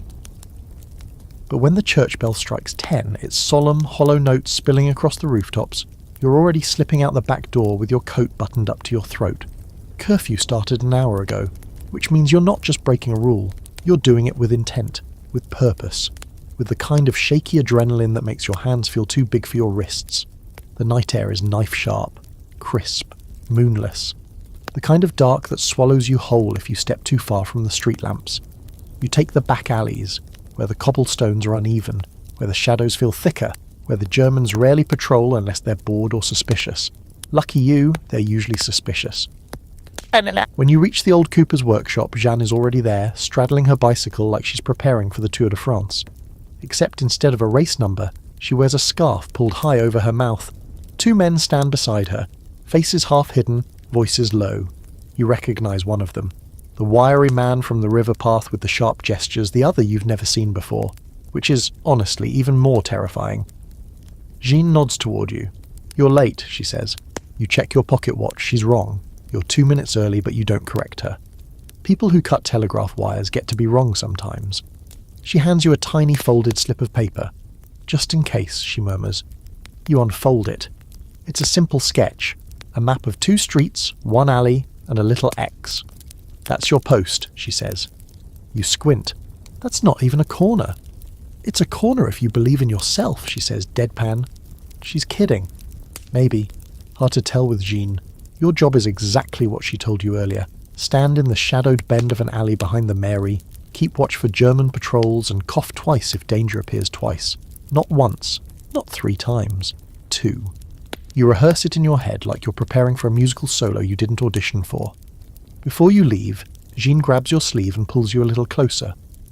If something goes wrong, she says in a whisper so thin it almost dissolves in the air, go home. Don't look back. You want to ask what counts as wrong? But she's already swinging onto her bicycle. The 2 men follow her, pedalling off into the night with their coats catching the wind like silent sails. You head toward your post. The closer you get, the louder your heartbeat grows, pounding in your ears like distant artillery. You slip into the narrow alley where the buildings lean inward as though they're sharing gossip about you. The air smells like damp stone, old leaves, and the faint metallic bite of fear. You position yourself behind a half-crumbling wall. You can see the back entrance of the Mary from here, and in the faint glow of a single lamp you catch movement. Just shadows at first, then figures, Jean and the 2 men. They move fast, efficient. One picks the lock, so smoothly it's almost insulting. Another slips inside. Jean stays near the door, watching the empty street like a hawk with perfect posture. Your daily historical fact falls neatly into place. Early resistance groups often relied on couriers and saboteurs who operated in tiny cells, small enough to protect each other, small enough to vanish if necessary information was passed hand to hand, night to night, code to code. People like Jean weren't rare, but they also weren't common. It took a specific kind of courage or desperation. Inside the Mary, you hear faint rummaging, then paper shuffling, then more rummaging, probably documents, ID lists, ration files, patrol rosters, the kind of information that, in the right hands, becomes power.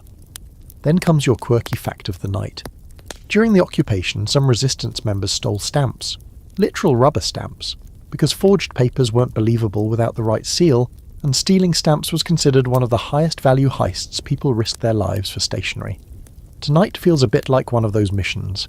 A cold gust whips through the alley, carrying with it the distant sound of boots. Your blood freezes. Boots, voices, German voices, a patrol. You crane your head just enough to see them. 2 soldiers, walking casually, rifles slung over their shoulders, talking about something that sounds like card games. They are not supposed to be here. Not on this street. Not this late. Your throat tightens. You forget how to cough. Absolutely classic. The soldiers get closer. You press your back against the wall, heart pounding so loud you're afraid they'll hear it echoing between the bricks. Cough, you remind yourself. Cough now, but nothing comes out, or so you try again, and finally, dash. Nothing. Great. Try again. Charem.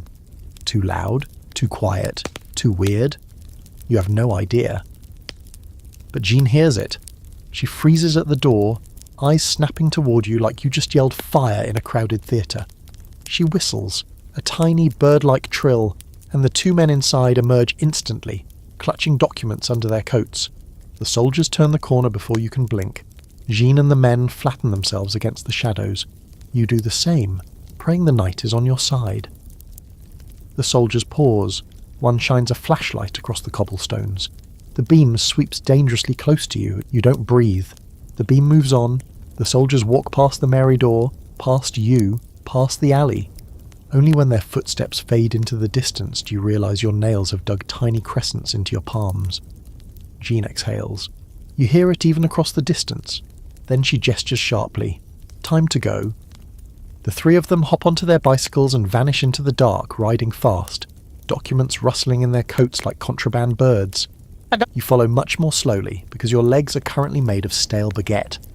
When you finally reach your street, your house looks impossibly warm and impossibly small. You slip inside, close the door quietly, and lean against it until your heartbeat remembers how to behave like a civilized organ. Tonight was your first act of resistance. Small, silent, imprecise, imperfect, and yet real. You sit at your table, staring at your trembling hands. You didn't do much. You coughed badly. You hid. You prayed. But sometimes resistance isn't the dramatic thing. Sometimes it's the standing in the cold, the watching as the warning and the choosing, and tonight, you chose. You wake up the next morning feeling like someone replaced your bones with wet twigs. Every part of you aches, not physically, but in that jittery, over-caffeinated way that comes from doing something terrifying and then having to pretend it was normal. Your first coherent thought of the day is, did anyone see me? Your second is, I hope not. Your third is, holy hell, I actually did that. You shuffle to the window, push the shutter open an inch and peek outside. The street looks exactly the same as always. Quiet, grey, indifferent. But you know better now. Last night taught you that the quietest streets hold the loudest secrets. You dress, splash icy water on your face and head out. You're not supposed to act different. Jean said that. Blend in, no hero posturing. Which is hysterical, because nothing about you feels heroic this morning. You feel like a squirrel that accidentally robbed a bank. As you walk toward the town square, your stomach growls. Loudly. Rude of it, considering you're trying to look composed. But hunger doesn't care about espionage. Hunger is its own dictator. Which brings you to today's reality, the weekly cinema screening. Technically, they're not optional, and they're not really screenings. They are propaganda sessions, films and newsreels chosen by the Germans and Vichy officials to maintain morale or promote unity. which is adorable, because the only unity they promote is the loud, silent agreement that everything on screen is garbage. Still, you go. Everyone goes. Not because they want to, but because showing up keeps you off certain lists. And right now, after last night, you are in no mood to appear on a list. You slip into the cinema with the rest of the crowd. The place smells like old velvet, cold air, and faint desperation. The seats creak like they remember better days. A German flag hangs near the screen. Someone added a tiny pencil moustache to the portrait of Pétain near the entrance. Barely noticeable unless you're looking for it. You smile into your coat collar. Today's screening begins with the usual Vichy introduction. Patriotic music that feels like it's being forced through a clogged drain pipe, accompanied by a narrator whose voice sounds like he's proud of something nobody else is proud of. People shift uncomfortably in their seats, offering the kind of half-listening usually reserved for boring school assemblies. Your historical fact for this section appears right on cue. German newsreels were shown across occupied France to shape public opinion. Carefully edited battlefield footage, reports highlighting German progress, clips minimising Allied strength. They wanted to control not just actions, but emotions, especially fear, hope, and loyalty. These newsreels were one of the most powerful propaganda tools of the occupation. The lights dim, the projector whirs, the screen crackles to life. First reel. German soldiers in North Africa looking confident and sunlit. The narrator praises their efficiency. Someone behind you mutters, "If they're so efficient, why are they always losing hats in the desert?" You don't laugh, but it's close. Second reel. A speech by Marshal Pétain. Slow, grandpa-like, full of dramatic pauses. He talks about national renewal, moral discipline, and France reborn. The crowd responds with synchronized eye-rolling. The man next to you actually falls asleep for 3 seconds. Third reel, a report about rationing improvements. This one nearly causes a riot of sarcastic snorts. A clip shows a Parisian woman receiving a loaf of bread roughly the size of your thumb. Abundant provisions, the narrator cheerfully lies. Someone whispers, maybe in the dimension where unicorns exist. Then comes the fringe, quirky fact of the day. During the occupation, some towns developed a whole system of cinema signals, a series of subtle coughs, seat shifts, and timed laughter to mock propaganda without getting caught. A soft cough at a lie, a louder cough at a big lie, a synchronized throat clear at anything outrageous. You hear it happening now. Pétain mentions prosperity, and 3 people cough in perfect harmony. It's like living in an orchestra conducted by passive-aggressive suffering. But the real tension begins with the German war footage. Soldiers marching, tanks rolling, airplanes slicing through clouds. The whole room holds its breath. Not because anyone is impressed, but because fear is a quiet thing that sits heavy in your lungs. And that's when you feel it. A presence. Someone watching you. You shift slightly, pretending to scratch your cheek and glance sideways. A German officer stands near the exit, the same one who marched past your street yesterday. He's scanning the room. Not aggressively, just attentively, too attentively. You sit still, back straight, eyes glued to the screen like a model citizen. The officer's gaze drifts over you, pauses, moves on. You let out a breath so slow it barely counts as living. The reel ends, lights rise briefly, and then, every cinema-goer's favourite moment, the cultural feature. Today's is a short film about rural French life. Wheat fields, happy cows, smiling farmers, Pétain shaking hands with children who look like they were kidnapped moments earlier for the photo op. The audience watches with the collective expression of people at a funeral for someone they've never met. But you notice something else, a detail. Jean is here. She sits on the far right side, half hidden by shadows, her cap pulled low. You almost miss her. Somehow it feels more alarming to see her in daylight than it did to meet her in a secret mission at night. She doesn't look at you. You don't look at her. It's safer that way. After the screening, people spill out onto the street, muttering variations of "what utter nonsense" and "I can't believe they expect us to swallow that." You linger near the entrance, warming your hands in your pockets and trying to decide whether it's too risky to head straight home. That's when 2 things happen at once. First, a child runs past shouting, "They derailed a train, near Amiens." His mother grabs him, scolding, but the words hang in the air like a spark waiting to catch. Second, a German soldier steps out of the theatre and stops beside you. You feel your entire skeleton lock up. He's young, pale, tired. He lights a cigarette with hands that tremble slightly. "You enjoyed the film?" he asks in thick accented French. Your mouth goes dry. "Yes," you lie, sounding like someone who has never enjoyed anything. He exhales smoke and nods. "It is good for morale," he says. You respond, the internationally recognised noise of polite, terrified agreement. He looks at you for a second too long, then he walks away. You stand frozen until he disappears around the corner. That scholarly debate for this section settles into your thoughts like unwelcome sediment. Historians still argue whether propaganda worked at all in occupied France. Some say it shaped attitudes, others say it only strengthened cynicism. But from where you stand, the answer seems obvious. Propaganda works best when people are too scared to contradict it. You walk home slowly, replaying last night's mission and today's near miss at the cinema. It feels like there's a thread running through your days now. A thin, dangerous line that connects your silence, your secrets, your glances, your choices. At home, you close the shutters, sit at your little table, and rest your head on your folded arms. Outside, the projector at the cinema starts up again for the next mandatory showing. Inside, you sit in the dark, listening to your pulse pound in your ears. Life under occupation isn't a battle, it's a performance. And today, you made it through another act. The morning starts like any other, grey light, the cold that sinks into your bones, the ritual of checking the shutters. But there's a new, terrible hush that presses against the town like damp cloth. You notice it first in the way people move their eyes away from each other, not with the ordinary politeness you've learned to practice, but with a kind of frightened arithmetic. Who will be next? Who already has been? You hear it at the market, a vendor speaking too fast so his words can't be passed. You hear it in the schoolyard, a child's question stopped short when an adult's face tightens. You hear it in the church, prayers that sound like they're being folded twice, like currency. The change is small in gesture and enormous in consequence. Faces you've known your whole life, shopkeepers, teachers, neighbours, are suddenly catalogued not by their kindness or their bread-making skill, but by whether they fit a new, hateful category.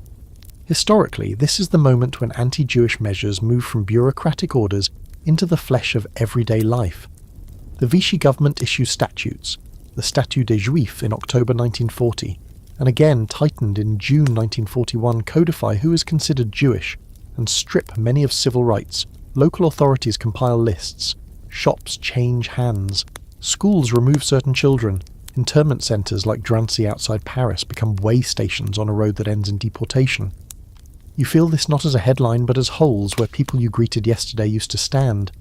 You walk down the lane and see the first sign, a small official-looking notice on a shop window announcing temporary closure for sanitary inspection, or reorganisation. The phrase is a bureaucrat's velvet glove over a fist. Inside, the shop that sold buttons and patience is empty, the owner's chair pushed back as if he'll return in an hour. But he doesn't. Rumours ripple like a wind through the town. Roundups, trucks, lists, trains, each rumour adding weight. There's a particular hush when a name crosses your lips. They took the Rivieres family last night. You know them. A mother who made the best custard, a boy who always rescued lost pigeons, a grandfather with stories about 1918. You remember their front step, the chipped paint, the laundry that used to flap like good flags. Now the step is scrubbed clean. Too clean. The pigeons are quiet. You don't want to look at their house because looking feels like acknowledgement, and acknowledgement feels like accusation. Yet you find your feet carrying you past, obedient to curiosity or to the stubborn human need to register that a person existed. On the door, a handwritten slip in a bureaucratic script states that the premises are sealed by order of the administration. There's no return date. A fringe fact slides through the whisper net of the town. People speculate wildly about where they are taken. Some cling to old, implausible plans, the Madagascar scheme the diplomats once murmured about, as if exotic exile is less terrifying than the real darker options. Others say the government will intern everyone briefly, and then send them south, or that friendly neighbours will hide them. The rumours range from kindly fantasy to malicious invention. None of them comfort you for long. The truth, when you glimpse it in quiet, frightened exchanges, is colder than rumour. You notice the little things changing first. The way neighbours avoid inviting certain families over, the careful rearrangement of public seating charts, the the sudden, awkward questions about identity and paper trails. A woman at the well asks another, in a voice so low you have to lean in, whether the Riviere's family had to surrender any belongings. The answer is a shrug that feels like a verdict. People barter for reasons to be hopeful. Maybe they left voluntarily, but the silence swallows the hope like a tide. That evening, the pageant of occupation becomes explicit. A truck idles in the square, soldiers hovering. A clerk-looking official pins a telegram to the Mary. It's not about bread or coal this time. It's about lists, names, numbers. The whole town crowds at a distance, not to gawk, but because catalogues of absence begin to feel like a map of who still exists. You see a mother weeping quietly in the corner of the crowd. She's not crying loud because tears attract attention, and attention here is a dangerous currency. The scholarly debate you keep hearing echoed in hushed corners, between old friends, at the bakery and the whispering of teachers, lands on one relentless question. To what extent is this persecution the work of the occupier alone, and to what extent is it abetted, administratively, willingly or passively, by the French state? Historians argue over degrees and motivations, German initiative versus Vichy enthusiasm, foreign pressure versus internal anti-Semitism, administrative efficiency versus moral collapse. In the town, that debate has a human face. Officials you thought decent draw neat lines on paper. Well-dressed neighbours suddenly have the right contacts. The difference between they made us do it and we chose to do it is the difference between excuse and indictment, and you can feel both explanations sitting uncomfortably on every tongue. You think of the subtler mechanics of persecution, the forms, the stamps, the requisitions. A clerk, bored and anxious, ticks boxes that send people to the next station. A postal worker delivers a single envelope that reads, "You must report for transit." A schoolhead erases children from attendance rolls because a new rule says so. The mundane machinery of paperwork suddenly seems like a conveyor belt that feeds into something monstrous, and your hands, tied by daily survival, sometimes help push things along, if only through the small compromises that keep your family fed. There are acts of terrifying generosity and clandestine bravery too. Neighbours who shelter someone in an attic. A priest who mutters names under his breath while slipping bread into a coat pocket. An old woman who hides a child's shoebox beneath her bed. Those gestures are bright as matches in a coal-black night, but they feel fragile and precarious. You hold them like secrets too sacred to broadcast. At the bakery, Leia's floury hands tremble as she kneads a little harder than needed. She tells you, not quite meeting your eye, that her cousin in Toulouse spoke of transports. They go north, then outside the city, she says, in a voice that tries to be casual and fails. She's trying to tell you the trajectory without saying the last step. The implication binds you to a reality that you try to disbelieve, because disbelief is a softer place to sleep. You notice small marks of survival stamped on people's faces. A father pretending to be indifferent as he folds his child's jumper. A man who once mocked curfews now sidling past German officers, eyes lowered. A woman who calls herself brave but stitches inside her coat pockets at night, making small sanctuaries for documents and for children's drawings. The occupation changes how people hold themselves, how they keep their treasures, how they calculate risk, like farmers learning to plant in poisoned soil. That night you find yourself awake for hours, imagining the Riviere's at a non-existent table somewhere, a family that used to share coffee reduced to absence.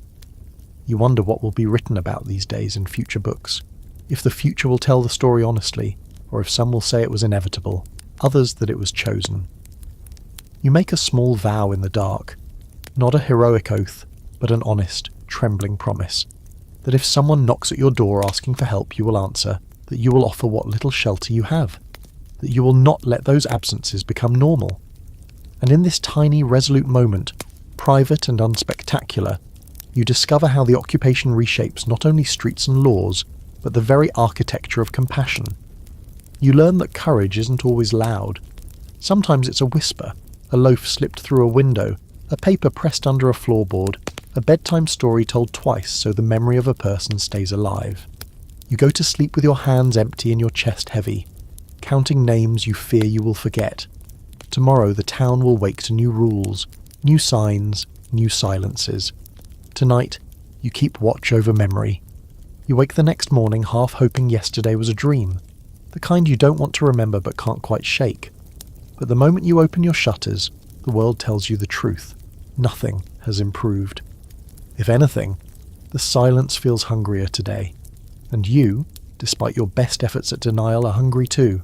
Not metaphorically, literally. Your stomach growls like it's auditioning for its own radio program. Breakfast is a miserable affair.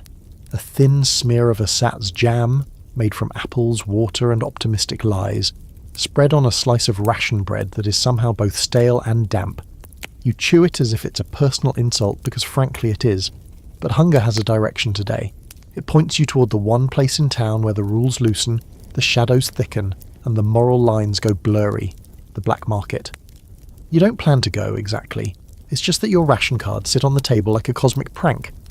Your pantry has the approximate contents of a monk's fasting retreat, and your body is gently whispering, "We're not doing this, we refuse." So you put on your coat, threadbare, your scarf, hole in the middle, your gloves, left thumb missing. You step out into the cold air and follow your instincts, and the faint smell of something buttery that absolutely should not exist. The market square is almost cheerful in daylight. Almost. Kids play half-hearted hopscotch. A donkey carts firewood. But beneath the surface another rhythm pulses. People walking just a little too casually. Glances exchanged like coded signals. Tense little clusters forming in doorways. You head toward the alleys behind the church, the unofficial headquarters of We Don't Talk About This Place. Leah once said, "If you have to ask where the black market is, you're not ready." But you've lived through enough at this point that readiness is basically a myth, like full stomachs or honest broadcasts.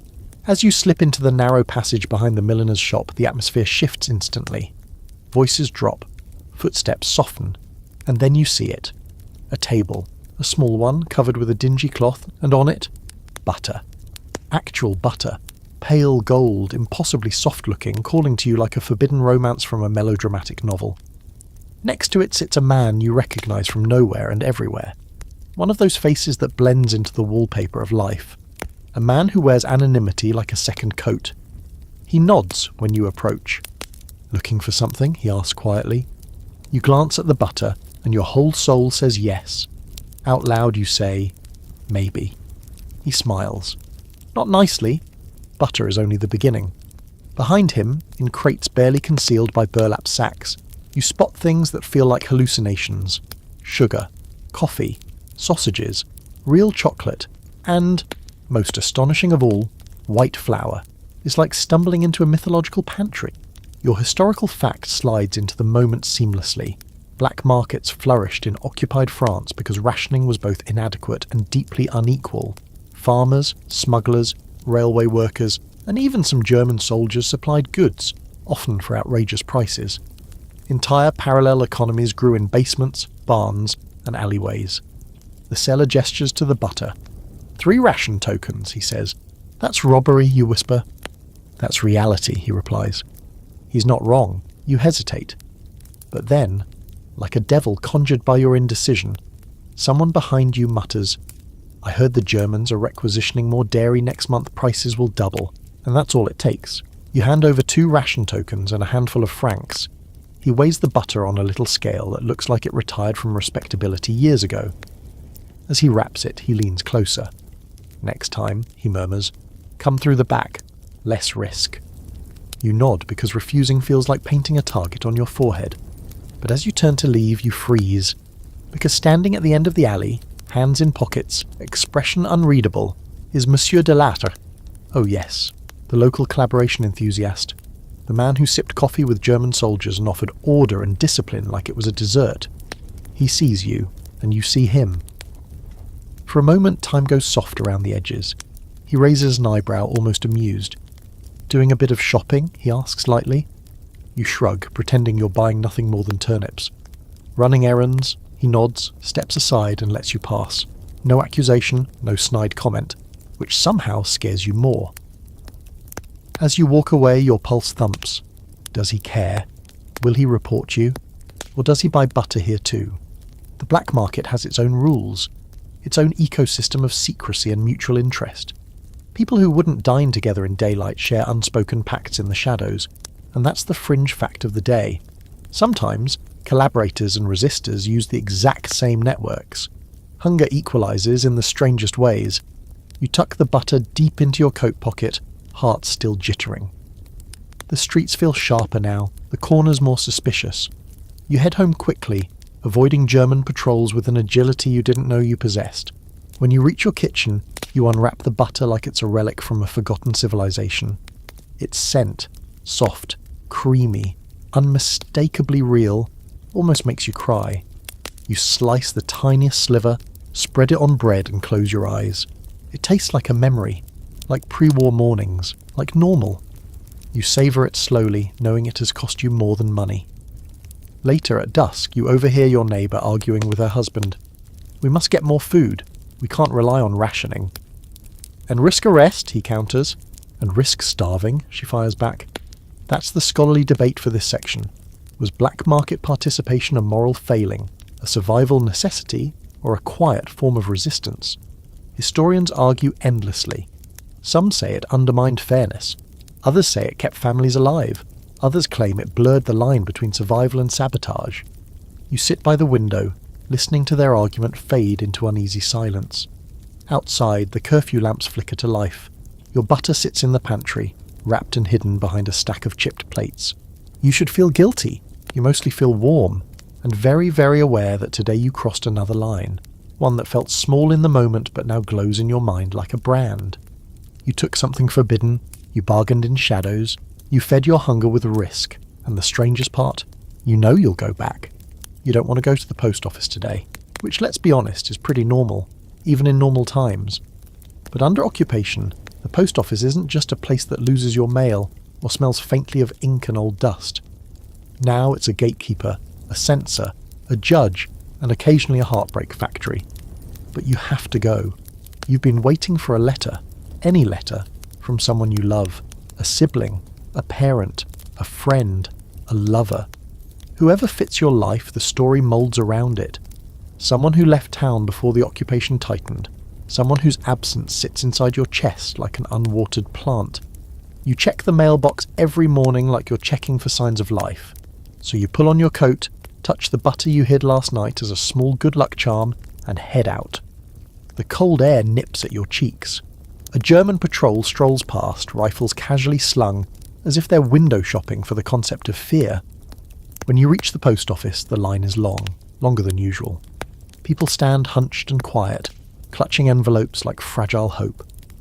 Inside, the atmosphere is thick with the smell of damp wool and anxiety. Behind the counter sits Monsieur Levasseur, the postmaster.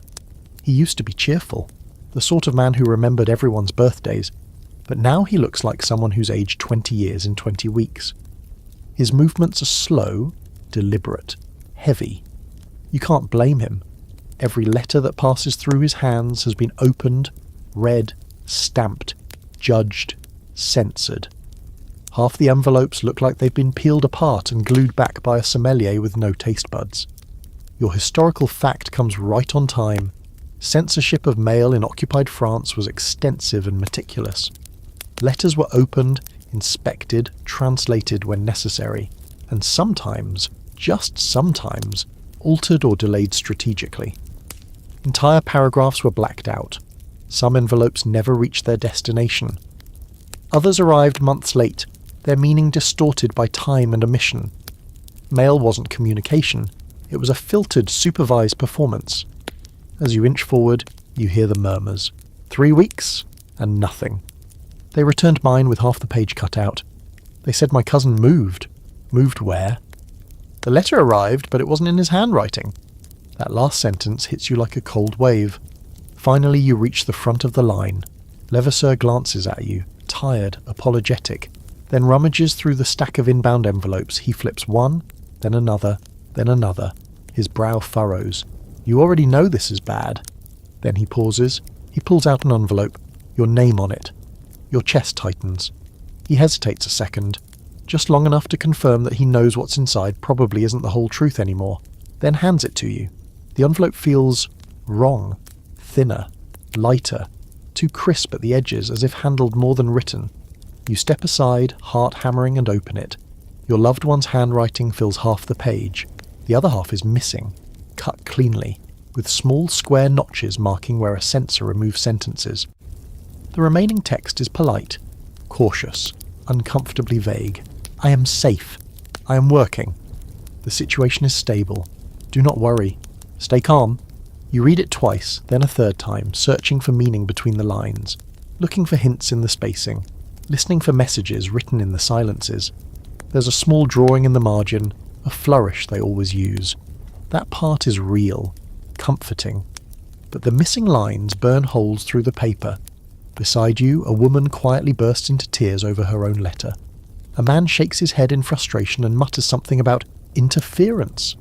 Another receives an envelope that looks more tape than paper. Here comes your quirky fact of the day. Some people developed elaborate letter coding systems to outsmart censors, using seemingly innocent phrases as signals. Mentioning the roses blooming early might mean it's dangerous here. Talking about the cat sleeping near the stove might mean supplies are low. Whole family networks invented their own secret postal languages. Whether the censors figured out these codes. Sometimes yes, sometimes no, sometimes nobody knows. You fold your letter carefully and slip it into your coat where it weighs 10 times more than paper should. On the way home, you stop by the bridge to catch your breath. The river is moving slowly, lazily carrying bits of ice downstream. You hear footsteps, someone approaching. It's Jacques, the schoolteacher's husband. He looks shaken. Did you get one too? He asks. You nod. He pulls a letter from his pocket, ragged with tears. They blacked out the names, his voice cracks. Why would they do that unless... He doesn't finish. He doesn't have to. A German patrol trudges across the far side of the bridge. Everyone lowers their voices instantly. Even the river seems quieter. Then Jacques whispers, "Do you think the letters are real anymore?" That's the scholarly debate for this section, played out not in academic journals but in the trembling voices of ordinary people. Were censored letters a truthful connection, distorted communication, or outright manipulation? Some historians argue the letters remained mostly genuine. Censors removed sensitive content but didn't fabricate. Others disagree, pointing to cases where letters were misdelivered, delayed for months, or collected as intelligence sources. Some claim certain letters were forged to keep families calm or compliant. The evidence is messy, contradictory, incomplete, just like the letters that survive from this era. You don't know the answer, but you know this. Every censored sentence creates a vacuum your imagination rushes to fill. You walk home slowly, holding the letter like a fragile flame that could go out with one wrong thought. At your door, you sit down on the step and reread it.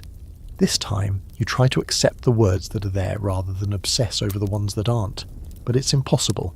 The silences scream louder than the ink. Inside, your house feels colder than usual. You light a candle, sit by the small table, and study the handwriting again. You tell yourself, they are alive. You tell yourself, silence doesn't mean disaster. You tell yourself, maybe the missing lines were just unflattering political opinions about Pétain's moustache. You want to believe it.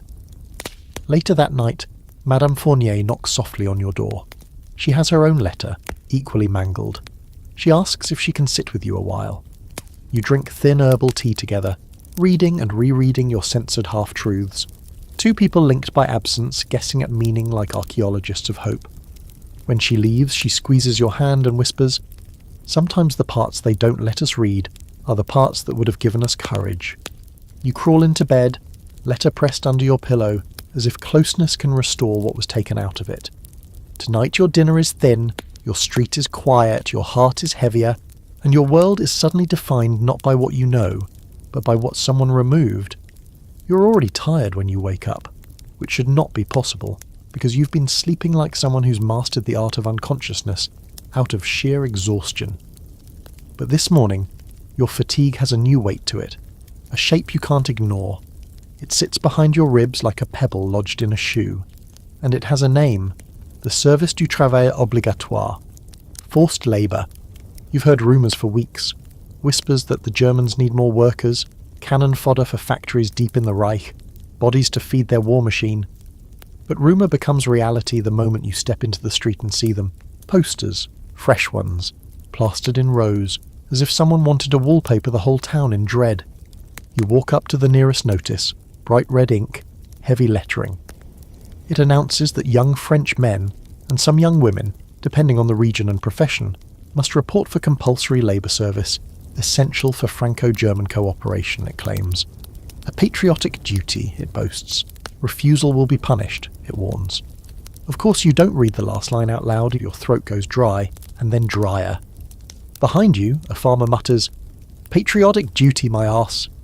A German soldier passing by snaps his head in the man's direction, and the farmer immediately pretends to examine an imaginary pebble on the ground. This new decree feels different, more violent, even though nothing explodes, more personal, even though it's just ink on paper. Because today, the war reaches into your life with a very specific question. Are you leaving or running? You rub your hands together and walk toward the bakery, your usual place to overhear what's happening before the official version spreads. Inside, the air is warm, flour-dusted, fragrant with the smell of dough that may or may not ever become actual bread. Leah is behind the counter, but she's not her usual sharp, sarcastic self. She's pale, edgy, kneading dough like it personally offended her. "You saw the posters?" she asks without preamble. "I did," you answer. "My brother's on the list," she says in a voice that cracks like old wood. "He's not going." "Good for him," you say. "No," she whispers. "Not good. Not bad. Just dangerous." A customer enters and she goes silent. Everyone has learned to shut their mouth mid-sentence now, like someone pressed a mute button. But her eyes say enough. This changes everything. You buy your ration loaf. Today's version is extra rubbery, possibly made from despair and sawdust, and head to the square. Crowds gather in tight clusters, whispering furiously. Someone says the Germans are taking people who don't comply. Someone else says resistors are hiding in barns. Someone swears their cousin in the south escaped by pretending to be mute. Another person has already packed a bag. Your historical fact for this section slides into place.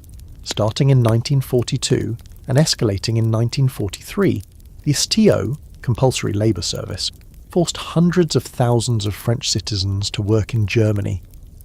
Many fled to the countryside, hid in attics or escaped into the maquis, the rural resistance. Others complied, believing it was temporary or fearing reprisals against their families if they refused. The crowds buzz like a hive shaken too hard, and that's when you see your name, or your cousins, or your friends, or your siblings, someone close to you, someone real, on the list. Tacked to a wooden board, fluttering slightly in the cold wind, your stomach plummets so fast you almost hear it hit the cobblestones. People around you are shouting in hushed voices, "This is impossible! They can't take him, he's sick!" She has younger siblings. "He's all I have."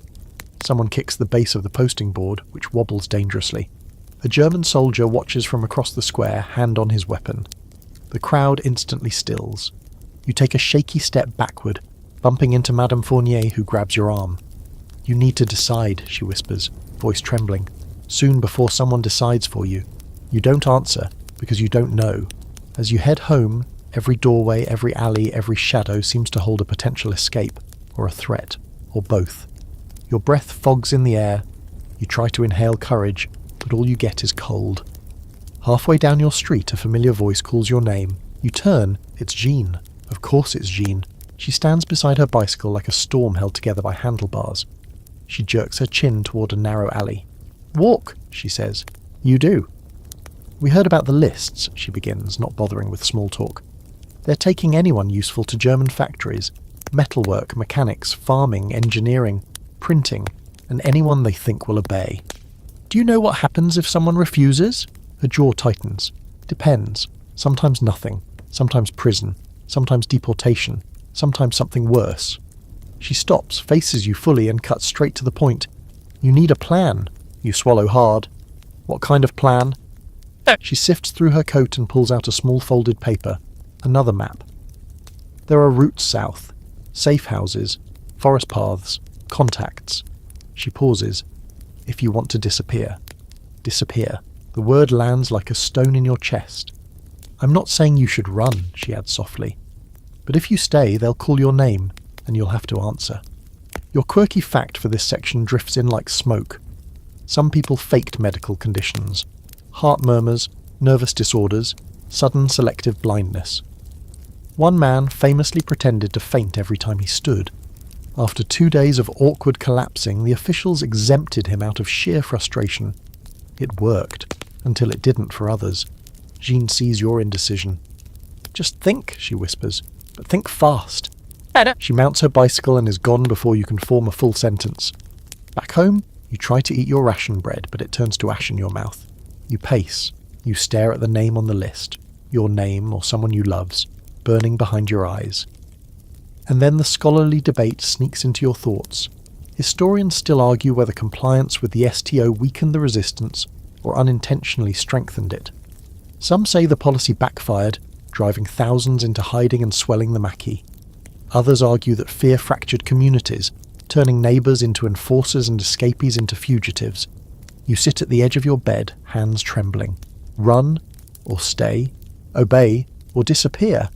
Tell your family or keep the secret. Night falls and curfew presses in like a weight. Your heart beats unevenly, louder in the quiet. Then a knock at your back window. Soft. Urgent. You go to it and find a note tucked under the sill, held in place by a pebble. One word. Tonight. Your pulse spikes. You don't know who left it. You don't know if it's a warning, an invitation, or the beginning of a choice you can't undo. But you know one thing. Your life is no longer just occupied. It's about to be divided between the version where you obey and the version where you vanish. You don't open the note right away, not fully. You hold it in your hand like it's a hot stone, warming your palm and burning a hole straight through your certainty tonight. One word. So small it barely counts as language, yet big enough to rearrange your entire skeleton. You shove it into your coat pocket and pace. Your mind spins in tight circles. Run, stay, run, stay. Like a moth trapped against a lamp. The house feels too small for decisions of this size. The air feels too thin. You open a window for breath, then immediately close it because the German patrol is clomping down the street again, and you don't want them hearing your breathing sounds desperate. Eventually you decide you can't think alone. You slip outside, hood pulled low, and make your way to the one place where people still tell truths under their breath. The Fournier back garden. It's always empty this time of day, except for the laundry fluttering on the line like weary white flags. Madame Fournier is there, hanging a sheet. She sees your face and stops mid-pin, the cloth drooping between her hands. "You got a note," she says. It's not a question. It's that uncanny middle-aged superpower, detecting emotional gravity at 50 paces. You nod. She wipes her hands on her apron and leads you behind the shed, the only corner of the yard where she claims the walls don't have ears. "Let me guess," she murmurs. "Jean?" "Maybe, I'm not sure." Madame Fournier looks at you with a combination of pity and something fiercer. "You need to be careful," she says. "Careful whom you trust, careful what you hear, and careful what you repeat. You've been hearing variations of that advice for months, but today it feels heavier, as if each repetition stacks on your shoulders like paving stones." She glances toward her house, toward the room where German soldiers were once billeted, now thankfully reassigned elsewhere. "This town is learning to lie," she says quietly. "We lie to protect each other. We lie to protect ourselves. We lie because telling the truth has become dangerous." And there it is, the thesis of your entire week. You ask her what she thinks you should do, and she doesn't answer. Instead, she asks, "If you vanished tomorrow, who would miss you?" The question hits harder than you expect. You swallow, suddenly aware of how interconnected your life is. Neighbours, family, friends, even your cat, who would absolutely judge your absence. "Think about them," she says. "But think about yourself, too. It's not selfish, it's survival." You thank her and head back toward the street, mind buzzing like a hive. The town feels different this afternoon. Hushed in a new way, like everyone knows a secret no one wants to say aloud. Kids play quietly, which is as unnatural as rain falling upward. Shopkeepers watch the street with narrowed eyes. And everywhere, doors close a little too quickly. On Rue des Peupliers you spot Monsieur Dupré, the tailor, sweeping his doorstep. He avoids your eyes, which is odd. Usually he nods politely. Today he sweeps like he's trying to erase footprints. A bad sign. A few steps later, you notice a cellar door slightly ajar. A woman you don't recognize slips inside with a bundle under her arm. She sees you and freezes, then forces a stiff smile before disappearing into the shadows. Life on your street is becoming a string of quiet conspiracies. As you turn the corner toward home, someone grabs your sleeve. It's the wiry man from Jean's group, the one with sharp gestures and a face made for shadows. "Walk with me," he murmurs. "You do? Of course you do." At this point, you'd follow almost anyone who whispers at the correct low volume. He leads you around the church into a narrow passage behind the sacristy. There's a door there, wooden, swollen by damp, always locked. Today it's open. Inside, 2 figures sit on crates. A lantern flickers. The air smells like candle wax and secrecy. Jean is one of them. She looks at you with that same steel thread gaze she had the night of the Mary heist. You came, she says simply. The wiry man closes the door behind you. The click of the latch sounds like a coin dropping into fate's pocket. Jean gestures for you to sit. You do. This isn't a recruitment, she begins. This is a warning. You blink. A warning? The Germans are updating the STO list tomorrow, she says. More names, more pressure, and someone in the Mary, she hesitates, is talking, informing, reporting. Pick your poison, they all taste the same. Your stomach knots. Jean leans forward, elbows on her knees. Your name is on the supplemental list. It'll be posted within 2 days. You feel your blood drain, leaving your limbs cold. The wiry man adds, and someone knows you were the lookout the other night. Oh. Oh no. Oh no. Your heart climbs into your throat like it's trying to escape. Who? You whisper. We're not sure, Jean says, but the point is, you need to disappear for a while. Not forever, just until the search cools down. Disappear. There's that word again. You try to speak, but your brain has temporarily forgotten how language works. Jean softens, just barely. We can help you. A safe house outside town. A barn. Low profile. But you need to leave tonight. Tonight. The same word from the note. But, you begin. But your family, she finishes for you. Your neighbours? Your routine? Yes, we know. She stands. This town survives because it lies well. We hide each other. We divert eyes. We pretend not to see what we see. She steps closer. Let us lie for you too. You sit there, feeling the weight of everything. Your name on a list, your brush with clandestine work, the tightening noose of occupation. Your quirky fact of the day arrives unexpectedly from the wiry man. You know, people used to hide messages in loaves of bread. The Germans rarely inspected bread because it crumbled too easily. We've smuggled more intelligence under crusts than in pockets. Bread is espionage. You glance at your ration loaf at home, suddenly suspicious of its moral potential. Jean presses a small paper into your hand. This one has more than an X on it. It lists a path through the woods, a farmhouse, and a name, Matilda L. She's good, Jean says. Trustworthy. And she owes us a favour. You fold the paper tightly. But if I go, you whisper, what will people say? They'll say nothing, she answers, because you'll leave before anyone can ask. She puts a hand on your shoulder, the gesture firm, steady, grounding. And when you come back, she adds, you'll come back different. Everyone does. By the time you leave the sacristy, the sky is darkening. A wind cuts through the street, lifting leaves and loose dust. Lamps flicker on one by one, closing the day like eyelids. You reach your house and sit on your bed, holding the note with a single word, tonight, and the new map Jean gave you. Your house feels like it's saying goodbye. Outside, the clock tower begins to strike. 1, 2, 3. You inhale, exhale, stand. Your world is about to shrink into a barn in the woods, with secrets for company and silence for survival. The art of lying has become the art of staying alive. You leave before the clock finishes striking. You don't even let yourself look back at the house. Not at the window where you've watched patrols pass. Not at the table where your butter is hidden behind chipped plates. Not at the bed that still holds a faint imprint of your sleep. Looking back makes roots. Tonight, you need legs. You slip through the back garden, crunching over frostbitten grass, heart hammering at an unhelpfully dramatic tempo. You keep expecting a shout, a spotlight, a soldier stepping out from behind a tree with perfect villain timing. But the only sound is your own breath. Fast, shaky, fogging the air in soft ghosts. The alleyways feel narrower than usual, like the wolves have decided to lean in and listen. A cat darts across your path, offended by your existence. You whisper an apology to it, because apparently flight has made you polite. You head toward the edge of town, sticking to shadows like they're old friends you never appreciated. Curfew means anyone outside is suspicious by default, but right now, you're beyond suspicious. You're a walking arrest warrant. You cross the small stone bridge over the river, boots barely making a sound.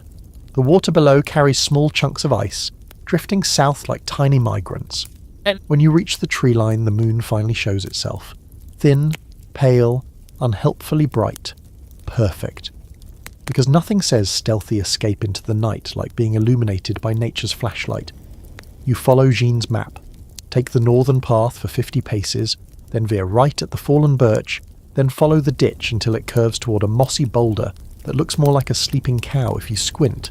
The directions feel like a treasure hunt written by someone who hates you, but somehow you manage. You pause at the mossy boulder. The wind carries sounds from the town, distant boots, a dog barking, someone yelling something you can't quite decipher. But over all of it, woven into the night, is something strange. A low murmur, not from the town, from deeper in the forest. You crouch, strain your ears, and then you hear it clearly. Men's voices. German. Tired. Irritated. One complains about the forest stink. Another grumbles about partisans. The third says something about his feet. You press yourself against the boulder, heart sprinting toward its own personal finish line. This is exactly the kind of surprise cameo you didn't want in tonight's episode. You stay frozen until the voices fade. Only then do you move, slowly, carefully, like the woods might break if you step wrong. After another 10 minutes you see it, the faint outline of a farmhouse at the edge of a clearing. No lights, no movement, which is either perfect or horrifying depending on the interpretation. You circle wide, remembering every caution Jean gave you. Approach from the side. If you see the lantern, she's awake. If not, wait. There's no lantern tonight, just the silent, hulking shape of the barn beside the house. You approach the barn first. The wood is old, warped, but strong. You knock lightly. 3 taps, pause, 2 taps. The rhythm she taught you. For a moment, nothing happens. Then a sliver of light slips through a gap in the door. The door opens just enough for a woman's eyes to appear. "Matilda?" you whisper. "Depends," she says softly. "Who's asking?" You give the name Jean told you, the countersign, and only then does the door creak open fully. Matilda L. is shorter than you expected. Wrinkled hands, sharp face, a presence like a grandmother who can knit a scarf and commit treason in the same afternoon. She looks you up and down, assessing your worth, your fear, your usefulness, your ability not to ruin everything. "You're late," she says. Jean said the same thing. Apparently you're developing a reputation. She ushers you inside. The barn is dimly lit by a small lantern hooked to a beam. The smell is a mixture of hay, dust, old wood, and secrecy. A cot sits in the corner, made up with a threadbare blanket. There's a tin basin, a small crate of apples, a bucket of water, sparse, but to your bone-deep exhaustion, it looks like a 5-star resort. You set down your pack. Mathilde closes the door behind you and slides the bolt. "You'll stay here until someone tells you otherwise," she says. "Could be days, could be weeks. Depends on the noise in town." She hands you a small bowl of stew, thin but warm, bliss in liquid form. "Thank you," you murmur. "Don't thank me," she says, sitting down with the heaviness of someone who's survived too many winters. "Just don't snore loudly enough to get us both arrested." You huff a laugh, she doesn't. She studies you for a moment. "You're one of Jean's new ones," she says. "I can smell it. You look like someone who's only recently learned fear has teeth." You swallow hard. She's not wrong. Then she adds with annoying accuracy, "Don't worry, the sharp edges dull eventually." You ask how many she's sheltered. She waves a hand. "Enough. Fewer than needed. More than I should." She disappears behind a partition to fetch more blankets. You listen to the barn settle around you. The soft creak of beams, the rustle of hay, the distant howl of wind, the groan of wood expanding in the cold, and somewhere beneath those sounds, another layer. The sound of your life rearranging itself. You're not in your house. You're not in your bed. You're not even in your town. You're in a barn with a stranger, hiding from men with guns because your name ended up on a list drawn by someone who probably doesn't even know you. Your quirky fact of the day floats into your mind as you stare at the rafters. Some people hiding from the STO pretended to be shepherds or woodcutters, complete with fake uniforms and elaborate backstories. One man famously passed 3 years claiming to be mute, so convincingly that even his own brother forgot what his voice sounded like. Desperate times, creative survival. Matilda returns, tossing you another blanket like it's a lifeline. Try to sleep, she says. You'll need your strength. But sleep doesn't come, not yet, because now that you're safe-ish, your mind starts thinking about the enemy in unexpected ways. German soldiers are terrifying in the abstract. Marching boots, rifles, helmets, shouts. But up close, in the daylight, you've seen things. Things you weren't prepared for.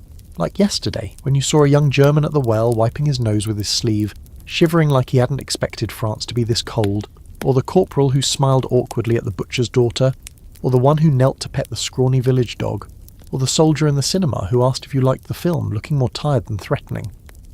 That's the scholarly debate for today. Historians still argue about the psychological state of ordinary German soldiers. Some were ideologues. Many were just tired, hungry, homesick, conflicted. Some sympathised quietly with civilians, some exploited them. Some existed in the grey middle doing their job with shrinking conviction. Occupation is complicated, messy, human, and morally tangled in ways that don't fit clean narratives. You think of the soldier you saw last week staring at a photo tucked in his pocket. A woman, maybe a wife, maybe a sweetheart. His expression soft in a way that didn't match the uniform. They're the enemy, yes, but they're also people. And that, unexpectedly, is its own kind of burden.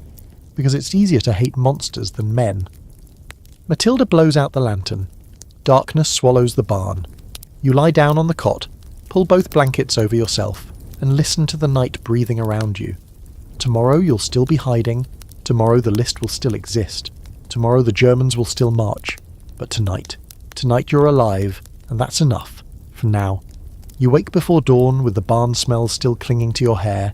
Hay, wood smoke, the faint tang of sweat from someone who slept with their shoes on. Matilda is already up, moving quiet as a cat with a stern parenting streak. Filling a kettle, stacking yesterday's bowls, checking the latch twice as if it has a mind of its own. You watch her work and feel oddly childish, like you've been put in detention and are waiting for the teacher to forget you exist. Outside, the world is not only tired, it's fraying at the edges. You've been hiding for days, sleeping in fits, listening for boots, and what you notice now is something that has been there all along, but feels new because you're seeing it from the inside. The occupiers are tired too, not a rhetorical tired, but a bone-deep fatigue that unfurls across their faces like the slow sag of a tent, left up too long in storm weather. A couple of days ago, you watched a German supply truck roll through the square. The men in it were young in the way a violin is young, bright, newly carved, promising terrible things. They unloaded quickly and without enthusiasm, faces already marked by a kind of weary routine. One of them slipped off his boots behind the market stall and pulled on a pair of borrowed slippers. He washed his hands in a basin and looked at the town the way someone looks at a painting with a scrape down the middle. Fascinated, annoyed, hopelessly resigned. This is your historical fact for the evening. By 1942-43, many German soldiers stationed in occupied Western Europe were suffering from low morale, inadequate supplies, and chronic homesickness. The demands of maintaining vast territories, the constant threat of partisan attacks, and long frontline rotations wore down units. Replacements and draft pressures meant many soldiers had little training and less commitment, producing a strange mix of brutal efficiency and weary compliance.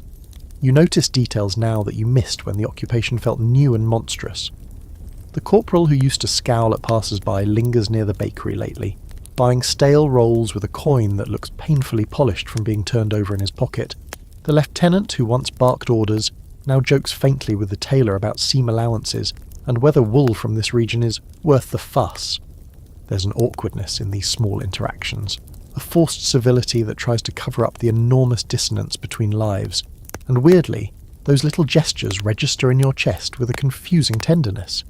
You see a soldier pause at a window to scratch at a postcard taped inside, his thumb tracing the inked name in a practice that looks like prayer. You watch him tuck it back away, eyes flicking like a man who's caught touching a relic.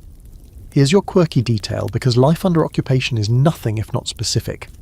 German servicemen used the Feldpost system to send letters and sometimes tiny keepsakes home.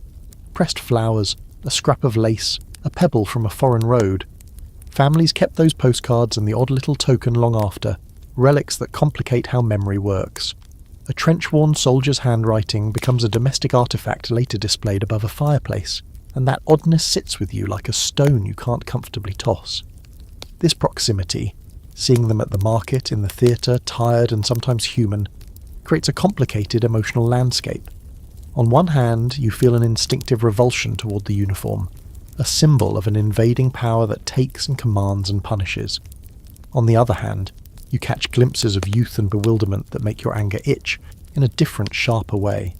You're angry at them for the policies they represent, but you are uneasily interested in them as people who are, in the end, also trapped. That tension feeds the scholarly debate you keep bumping into in stolen conversations and late-night barns. Does close contact with occupiers humanize them and lead to more fraternization and collaboration? Or does it inflame resistance because it turns abstract enemy into a daily insult? Historians disagree. Some argue that day-to-day interactions softened attitudes and made certain pragmatic accommodations possible. People traded, spoke, sometimes bonded, while others insist those encounters produce deeper resentment, humiliation, and a steely resolve against accommodation. The truth, as you live it now, is messier. Proximity breeds both quiet bargains and simmering rage. You hear about small mercies as you slip into marketplaces or listen near the back door of cafes. A German sentry's extra ration of bread ends up on a baker's counter. A soldier trades a shiny pocket watch for a week's worth of soap. You see it often enough to suspect the black market and the billeting system are sewn together with little daily bargains that keep towns functioning. Matilda casually mentions once that when her son passed through town as a courier months ago, a soldier gave him a handful of dried plums for the road. Small acts don't excuse the larger cruelty, but they show how survival often looks like a string of tiny compromises. At the same time, there are darker threads. The way boredom breeds cruelty, the way power without purpose twists into petty domination. You remember a story a neighbour told about a corporal who would force boys to scrub the square with toothbrushes because the soldier was bored and liked the sound of authority. That sort of cruelty is not fantastical. It's mundane, cheap, and corrosive in ways that don't make good anecdotes. You also see how some French people respond to this fatigue differently. Collaborators may use a soldier's weariness to open doors, offer favours, secure warmth and coal. Resistors may weaponize those moments, a loosened tongue, a bored patrol, into intelligence. The grey area is a place where people you once trusted make decisions you don't like. It's that intersection that fuels frequent whispers, about a baker who kept a German officer's comfort in exchange for protection, about a teacher who smuggled messages through legible homework assignments. The lines are messy because life under occupation demands messy choices. One evening, a young private stumbles into Matilda's barn area, not hostile but bewildered. He's separated from his company. He shivers, apologises in broken French for being a nuisance, and asks for directions. Matilda gives him water and points him along a safer route out of the village. She doesn't trust him, but she doesn't want him wandering into a partisan patrol either. You watch the private leave, shoulders lowered, clutching his scarf like a child with a secret. That departure sits with you like something you can't fully name. You think about justice, about what will happen after liberation when those blurry interactions are judged in black and white courts and loud crowds. Will the baker who handed over bread to a soldier be forgiven because he saved lives? Will the woman who laughed too readily at a patrol be condemned because her smile became a joking matter in retribution? Those questions don't have clean answers, and that is part of the long, uncomfortable work of memory. By night, the barn settles into an uneasy truce. You whisper. Matilda hums a sleepy tune. The rafters creak like old bones. Far away, boots go by and fade. You breathe in hay and candle smoke and the faint residue of an army that is tired, mean, wistful, and human. You fall asleep feeling both angered and quietly perplexed. Two emotions you didn't know could share a pillow so easily. Tomorrow you will wake and probably hate them all over again. But tonight, as you lie under the thin blanket, you understand one brutal, useful thing. Occupation isn't only about orders and flags. It's about long days, cracked faces, the barter of small kindnesses, and the thin, dangerous human threads that tie people together, even when they're supposed to be enemies. You wake to a sound you haven't heard in days. Voices. Not the cautious, clipped whispering of the last week, but real human voices. Low, familiar, rising and falling in the rhythm of people who trust one another. For a moment you panic, thinking soldiers have found the barn. But no, these voices carry a different energy, less rigid, less dangerous, more disorganized. You sit up, blankets tangling around your ankles, and listen. Matilda is talking to someone outside the barn door. Two someones, judging by the muffled responses. You hear the scrape of boots on frost, the murmur of greeting, then a frustrated sigh, and finally Matilda's unmistakable snap. "We'll come in then, before you freeze solid and crack open like a carrot." The door creaks. Two figures slip inside, both wearing coats caked with dried mud, both smelling faintly of smoke and pine. You recognise one of them instantly. Jean. Of course it's Jean, and of course she looks like she hasn't slept in a week. Her hair is wind-whipped, her cheeks are raw with cold, and her expression is what you imagine a storm cloud would look like if it developed opinions. Behind her is a tall man you've never seen, a stranger with a scarf wrapped up to his eyes. He closes the door gently, glancing around the barn like he's memorising its vulnerabilities. "Morning," Jean says to you, voice low. You try to look composed. You do not succeed. Matilda thrusts tin cups into everyone's hands, filled with something vaguely warm and vaguely liquid. "Drink before you talk," she orders. "People say foolish things on empty stomachs." Jean blows into her cup, then finally looks at you properly. "The roundup came," she says quietly. Your stomach drops into your boots. "In town?" you whisper. She nods. "They posted the new STO list early this morning. Your name stayed. Others were added. The gendarmes went door to door." You swallow hard. "Anyone taken?" "A few," she says. "Some went willingly, some didn't. Some weren't home." Her eyes flick meaningfully toward you. "And some had already vanished into the countryside." Matilda snorts. "The countryside's full of shadows with bad timing lately." The tall stranger removes his scarf enough to speak. His voice is calm but tired. "We didn't come only to warn you. We came because something else happened." This is the sentence that opens the door to dread. Jean sets her cup down. "Someone informed." Of course they did. This town has been fermenting suspicion like homemade cider for months now. But hearing it spoken aloud is a whole different kind of cold. "Who?" you ask, though you already know you won't get a straight answer. "Don't know yet," Jeanne admits. "But someone pointed the gendarmes toward the schoolteacher's house. They questioned her husband for hours." Okay. You remember Jacques at the bridge clutching his censored letter. You remember the tightness of his face, the tremor in his voice. Your heart aches in advance of what you hope didn't happen. "Is he?" you begin. "Home," Jean says quickly. "Shaken, but home." Matilda mutters, "For now." The tall stranger crouches and begins spreading out papers on the barn floor. Maps, notes, coded messages written in a hand so tiny it could fit on a postage stamp. You notice one sheet with the outline of your town. Little marks dot its perimeter like freckles. "Listen," Jean says, drawing your attention back. "The occupiers are restless. They're stretched thin. They're rotating soldiers faster than before, and they're nervous about the sabotage last week." "What sabotage?" you ask. She hesitates. "A rail line outside the next town, not by us, but close enough to raise the alarm." The scholarly debate of the day slides into your thoughts unbidden. Sabotage. Heroic resistance or reckless provocation. Some historians argue small acts of sabotage helped weaken the occupiers and bolster local morale. Others point out that reprisals often fell on innocent civilians. Jean's face suggests she's firmly aware of both sides. Matilda sits heavily on a crate. Every time someone cuts a wire or derails a truck, 10 more soldiers show up sniffing around farms like truffle pigs. I'm too old to host pigs. Jean rolls her eyes. "No one is hosting anything. We're being careful." "You haven't been careful since the day you learned to walk," Matilda counters. The tall stranger, who seems used to their bickering, interjects. "The point is, the occupiers are combing the countryside more aggressively. They've already set up 2 checkpoints on the main roads." "And one in the woods," Jan adds. "A temporary one. They move it. That's the problem." You feel a pinch of fear at the base of your spine. "Does that mean they're close to here?" "Close-ish," the stranger says. "But this barn isn't on their route, and Matilda has arrangements." Matilda sips her drink without elaborating. Given what you've seen of her, those arrangements probably involve threats, favours, and an impressive vocabulary of rural curses. Then Jean turns to you with a shift in tone. "But we didn't come only to warn you. We came because you're going to have to help." Your brain sputters.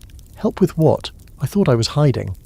You are hiding, she says, and you'll keep hiding, but hiding is also a job. Matilda taps your arm. Don't look so alarmed. The job is simple, boring even.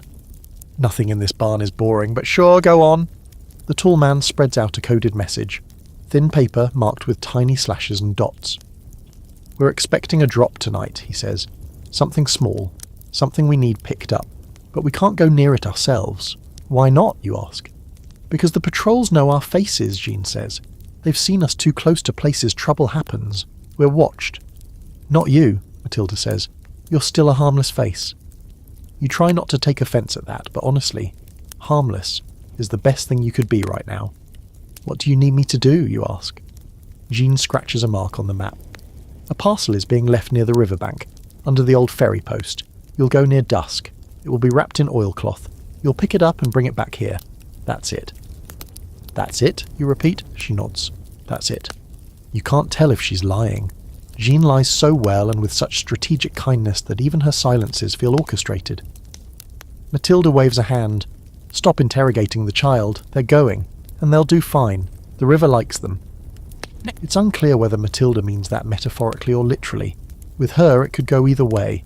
Your quirky fact of the day floats up in your mind at exactly the wrong moment.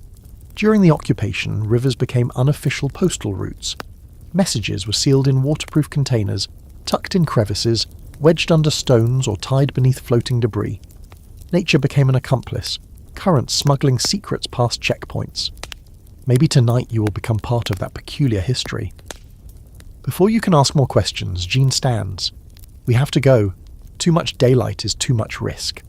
She puts a hand on your shoulder, brief, firm grounding. You're doing well, she says. Better than you think. The tall stranger gives you a nod that might mean trust, or hope, or simple acknowledgement that you exist in the same complicated world.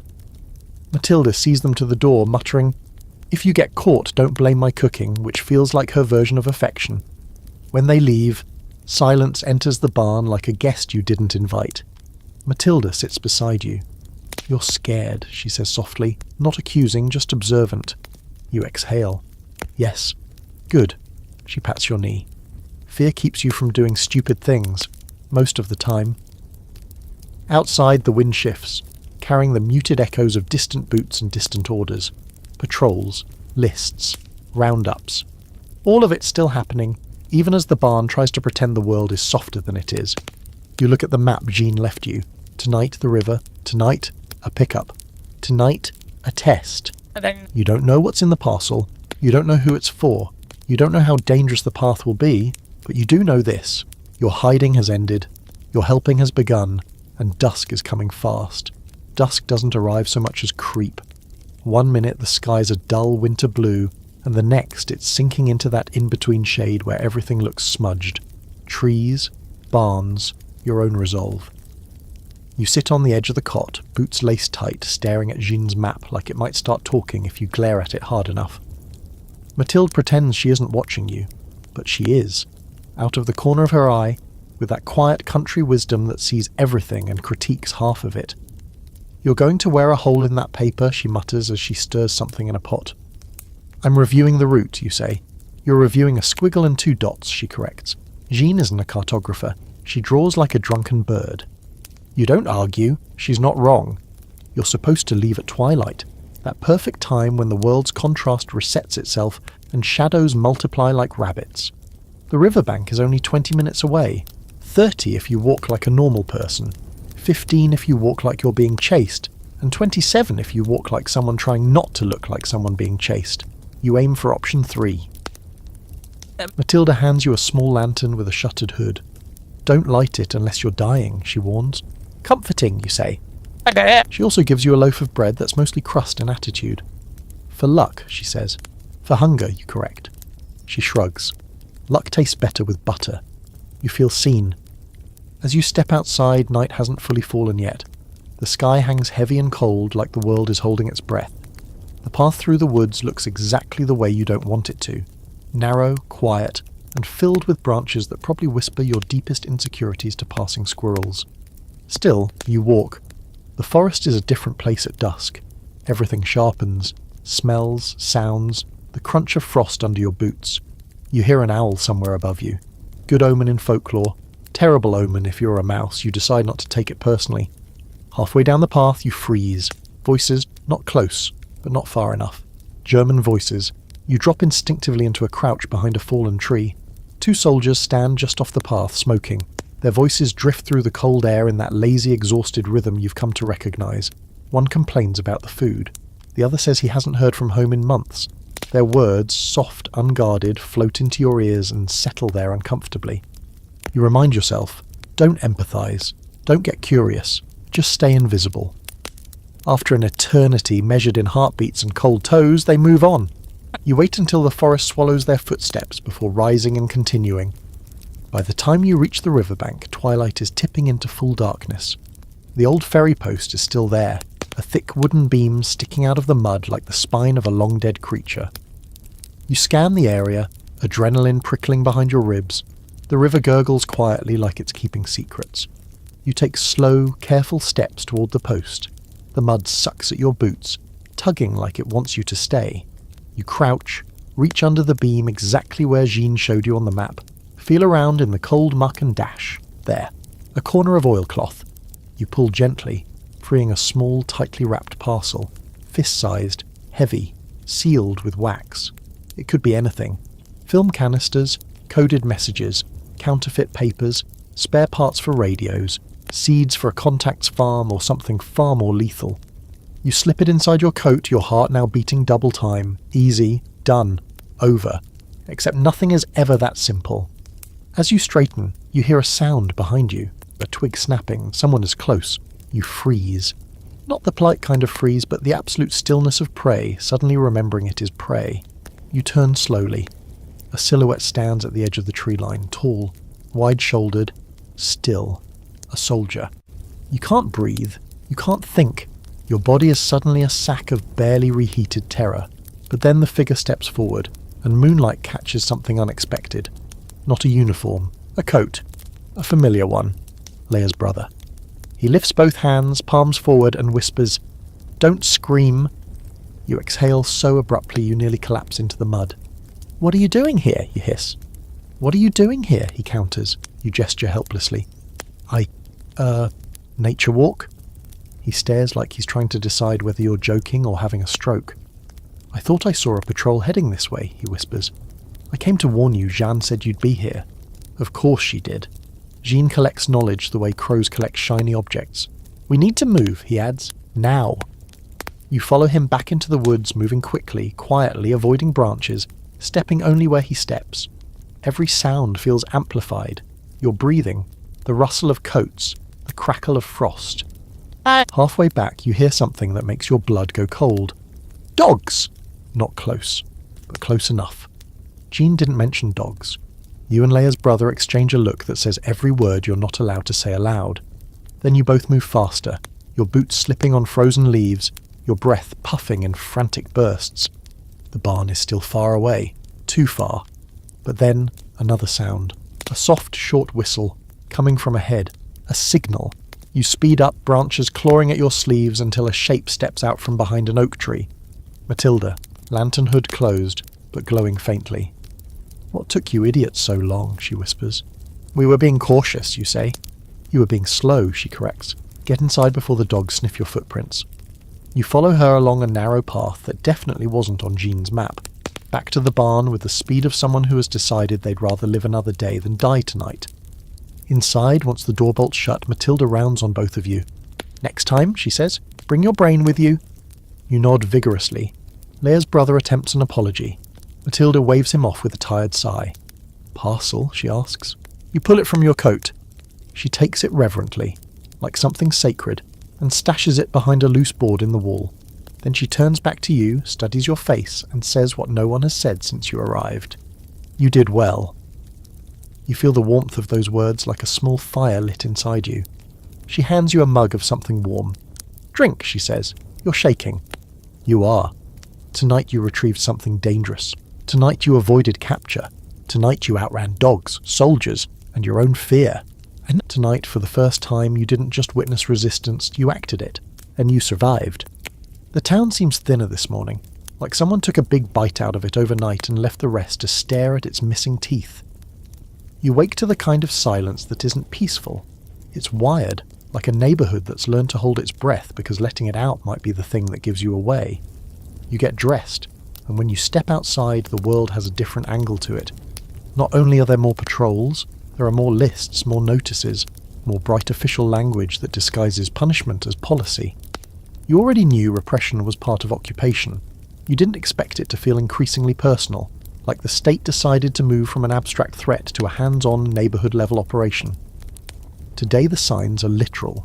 Posters ordering public gatherings banned, curfews moved earlier, a notice declaring collective responsibility for acts of sabotage. The phrase sounds bureaucratic until you translate it in your head. If someone in your village does something the occupiers don't like, everyone pays. Historically, this is exactly what happened as the war escalated. German military doctrine and occupation policy increasingly used reprisals and collective punishments to deter partisan activity. Infamous incidents, Oradour-sur-Glane in June 1944 being a brutal extreme, stand as horrifying examples of how retaliation could be total and merciless. You don't have to live through that exact event to feel the same logic creep into every official order, make the cost of resistance unbearable for communities. As you cross the square, you fail to recognise half the faces. Some people who used to chatter loudly at the market now move like they're carrying fragile glass. Others, people you thought were ordinary, wear new hardness in their eyes. You see the teacher Jacques walking with a bandage at his temple. He avoids your gaze. You remember the man detained and paraded in the truck. Word is he was questioned for days. He's back, but smaller somehow. The corners of him softened off by fear. The occupiers tighten their grip slowly, then all at once. Checkpoints multiply on the roads. A random identity check can send you to the mairie for an interview. Houses are searched with a cheerful, bureaucratic efficiency that makes your mouth go dry. Mathilde tells you quietly that 2 families near the river have had their basements sealed after investigations. That's the euphemism they use, investigation, which is a polite word disguising something uglier.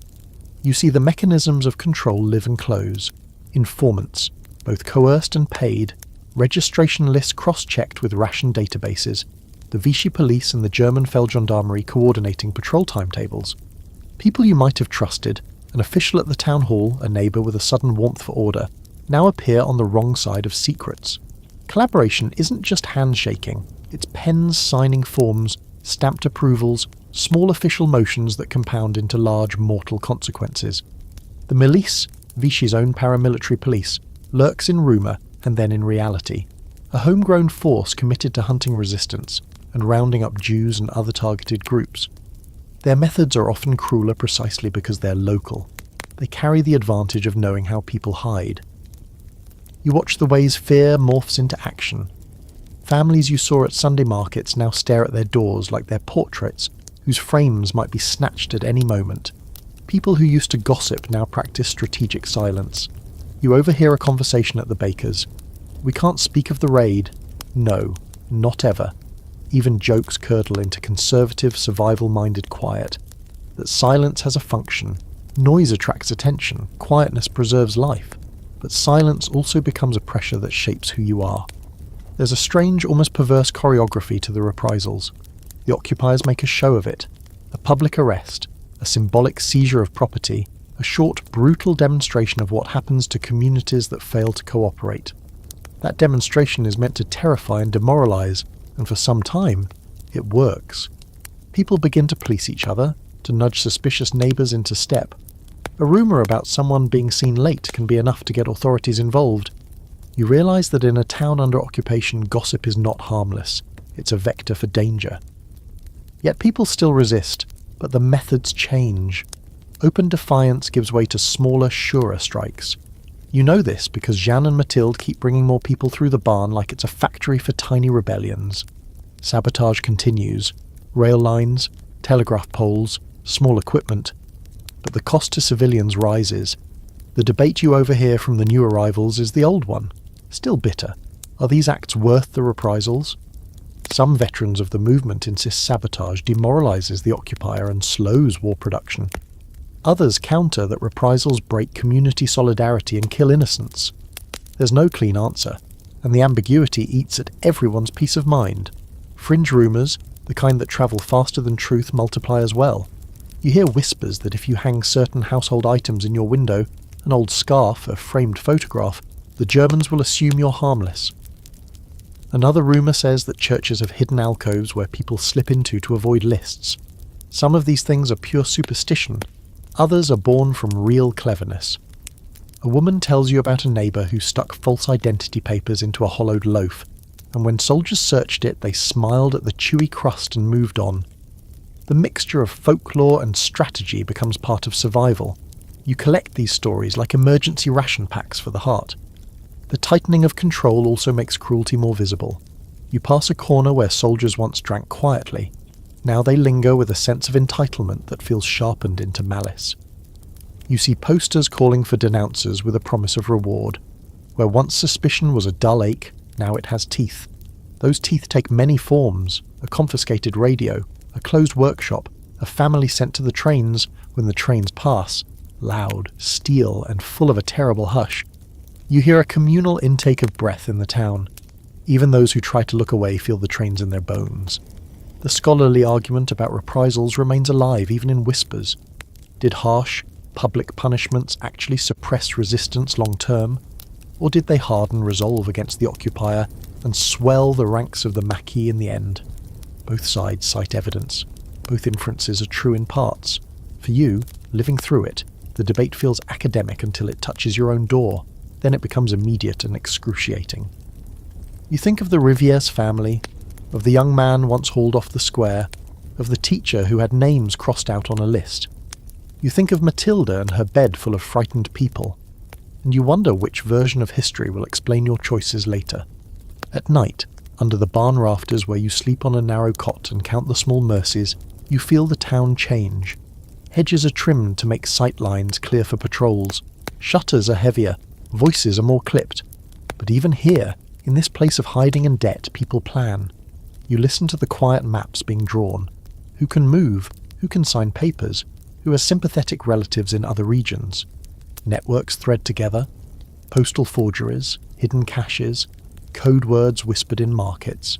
The occupation tightens like a fist, but 1,000 small acts of refusal and care persist like hairline cracks. You're part of that fissure now. You've watched lists appear and names vanish. You sprinted through woods to fetch a parcel. You smelled the coal trades and the buttery contraband and the stifled laughter in the cafe. You have seen what collective punishment does to people's faces, and you know, in the marrow of you, what you will not allow. That absence become commonplace. Every missing person is a refusal of the ordinary human ledger that says everyone matters. So you and the others keep doing what you can, quietly, invisibly, stubbornly, because the grip may tighten, but it is also finite. So you wait, you hide, you plot, you whisper. Tonight, when the patrols march past and the town holds its breath, you lie awake and list names in your head, the living and the gone, and you pledge to remember. Because remembrance, small as it may be under the hard hand of reprisals, becomes a rebellion all its own. You don't notice the cold at first, you notice the quiet, an unnatural quiet even for a winter morning, the kind that arrives only when a town decides, collectively and wordlessly, that today is not a day for sound. You unzip the barn door just enough to peer out, expecting the usual frost, the usual pale light, the usual slow but steady hum of village life. Instead you see people moving quickly, purposefully, carrying bundles and closing shutters, locking doors. No one makes eye contact, no one lingers, no one breathes too loudly.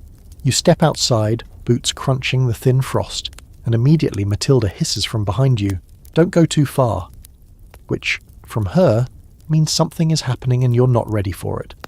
Not that anyone is ever ready for anything these days. "What's going on?" you whisper.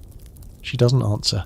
She's too busy tightening the rope around a stack of firewood, far more than she normally keeps outside. It's camouflage, her own homegrown rural brand of misdirection. Whatever is happening isn't just bad, it's organised, planned, announced somewhere you weren't supposed to hear it. Then you spot them.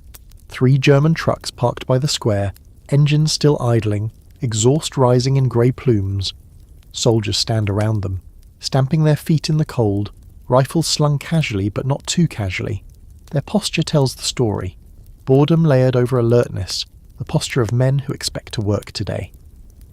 And worse, you notice a group of French policemen, the local gendarmes, and two men in darker uniforms you recognise from rumour more than sight. The milice, Vichy's paramilitary enforcers, Frenchmen hunting Frenchmen. The air thickens in your lungs. You duck back behind the barn before anyone sees you. Matilda curses under her breath, the kind of curse that feels like it's been growing for months. Damn dogs, she mutters. Knew they'd come sniffing here sooner or later. Why, you ask? She gives you a look that is half amusement, half sorrow. Because things are heating up. Resistance actions, sabotage, missing names. And when the Germans can't tell who's guilty, they assume everyone is. You swallow hard. Do they know I'm here? No, she says, but they know someone is. Someone hiding. Someone who ran from the lists. That's when you see it. A new poster being pasted up by a French policeman. The glue drips down the corners. The red headline screams across the paper like a slap. Appel à témoin, wanted for evasion. It's not your name printed there, but it might as well be. The poster shows a crude description of a youth of medium height, wearing a brown coat, last seen near the outskirts of town. A vague enough profile that half the region fits it. Specific enough that you fit it. Your heart lurches into your throat. Matilda grabs your arm before panic takes over. Listen to me. They do this every time someone slips away. Fishing line. Bait. In the hope someone bites. Her grip tightens. But they are getting close. Too close. You force yourself to breathe slowly. In, out, in, out. You definitely fail at looking calm, but you're vertical and not crying, so that's a win. A new wave of trucks rolls in. German soldiers hop out. One of them is the same young private you saw days ago, the one with the scarf and the tired, sad eyes. He looks even more exhausted today, like the occupation is squeezing him too. And that's your historical fact for this section. By late 1943, Germany was desperate for manpower. Desertion rose on multiple fronts. Morale dropped. Occupation forces were stretched thin, forced to take on policing duties, anti-partisan operations and labour roundup missions. Many of the men stationed in small towns were not elite fighters. They were overworked, underfed, and increasingly disillusioned. That doesn't make them harmless, just human, which is sometimes worse. From your hiding spot, you watch as the soldiers set up two checkpoints, one by the bridge, another at the road heading toward the woods they're hunting. You can feel it. The whole town can. A hunter doesn't need to announce the hunt. The dogs, the weapons, and the silence speak louder than words. A man carrying potatoes is stopped. Papers checked. A basket searched. A second man is questioned longer. He leaves pale, sweating, clutching his documents like a lifeline. Then you see something that turns your stomach. One of the milice officers chats with a local butcher, a man you've known your whole life, and the butcher nods, pointing down a side street. The officer smiles, thanks him, and walks away. The butcher closes his shop door behind him, shoulders slumped, shame carved into the slump. Collaboration is rarely a villain's act. It's often the tired gesture of someone terrified, cornered, or bribed with safety. Your quirky fact of the day unfurls from memory. In some towns, collaborators use gossip networks to earn favour with occupying forces. Entire rumour circuits developed. Webs of half-truths and petty grudges elevated to intelligence. Sometimes it was personal vendettas dressed up as patriotism. Sometimes it was fear. Sometimes it was boredom. Human motives do not become noble simply because history is watching. Matilda pulls you back into the barn. You can't stay here, she says plainly. Your pulse spikes. Where do I go? Somewhere they won't look. Where's that, you ask. She hesitates, never a good sign, and then, underground, you blink. I'm sorry, is that a metaphor? No, she says. It's a cellar. A place we used to hide wine from tax collectors in the old days. Now it hides people instead. You don't love the idea of a cellar. It's cold, cramped, damp, dark. But you love the idea of being caught even less. She hands you a small pack. A blanket, a jar of pickled beans, a hunk of bread, and a candle. The kit of someone prepared for desperation. Before you descend, you hear shouting outside. Two soldiers and a police officer are questioning the tailor, Monsieur Dupré. He looks terrified. His hands shake so badly he drops his measuring tape. Have you seen anyone suspicious? The officer demands. The tailor stutters. No, only townsfolk, only neighbours. The officer grips his chin, hard. You instinctively take a step forward, but Matilda yanks you back. Her eyes flash. Don't! You'll only add another name to the list. It takes everything in you not to burst out and defend the tailor, but Matilda's right. Your bravery would get both of you killed. Finally, the officer releases him. Dupré stumbles back, clutching his face, breathing in short, terrified bursts. You sink down the ladder into the cellar, each run colder than the last. The space is small, damp, smells like old earth and older secrets. You sit on a crate and try to steady your breath. Above you can hear boots, muffled voices, the scrape of something being dragged. Repression has arrived at your doorstep. Control has tightened like a noose. And yet, even here in the dark, your mind clings to one stubborn truth. Fear spreads fast, but so does resistance. The scholarly debate for today whispers through your memory. Did repression suppress the resistance or strengthen it? Some historians argue harsh crackdowns discouraged action. Others argue the brutality radicalized civilians, pushing them into active defiance.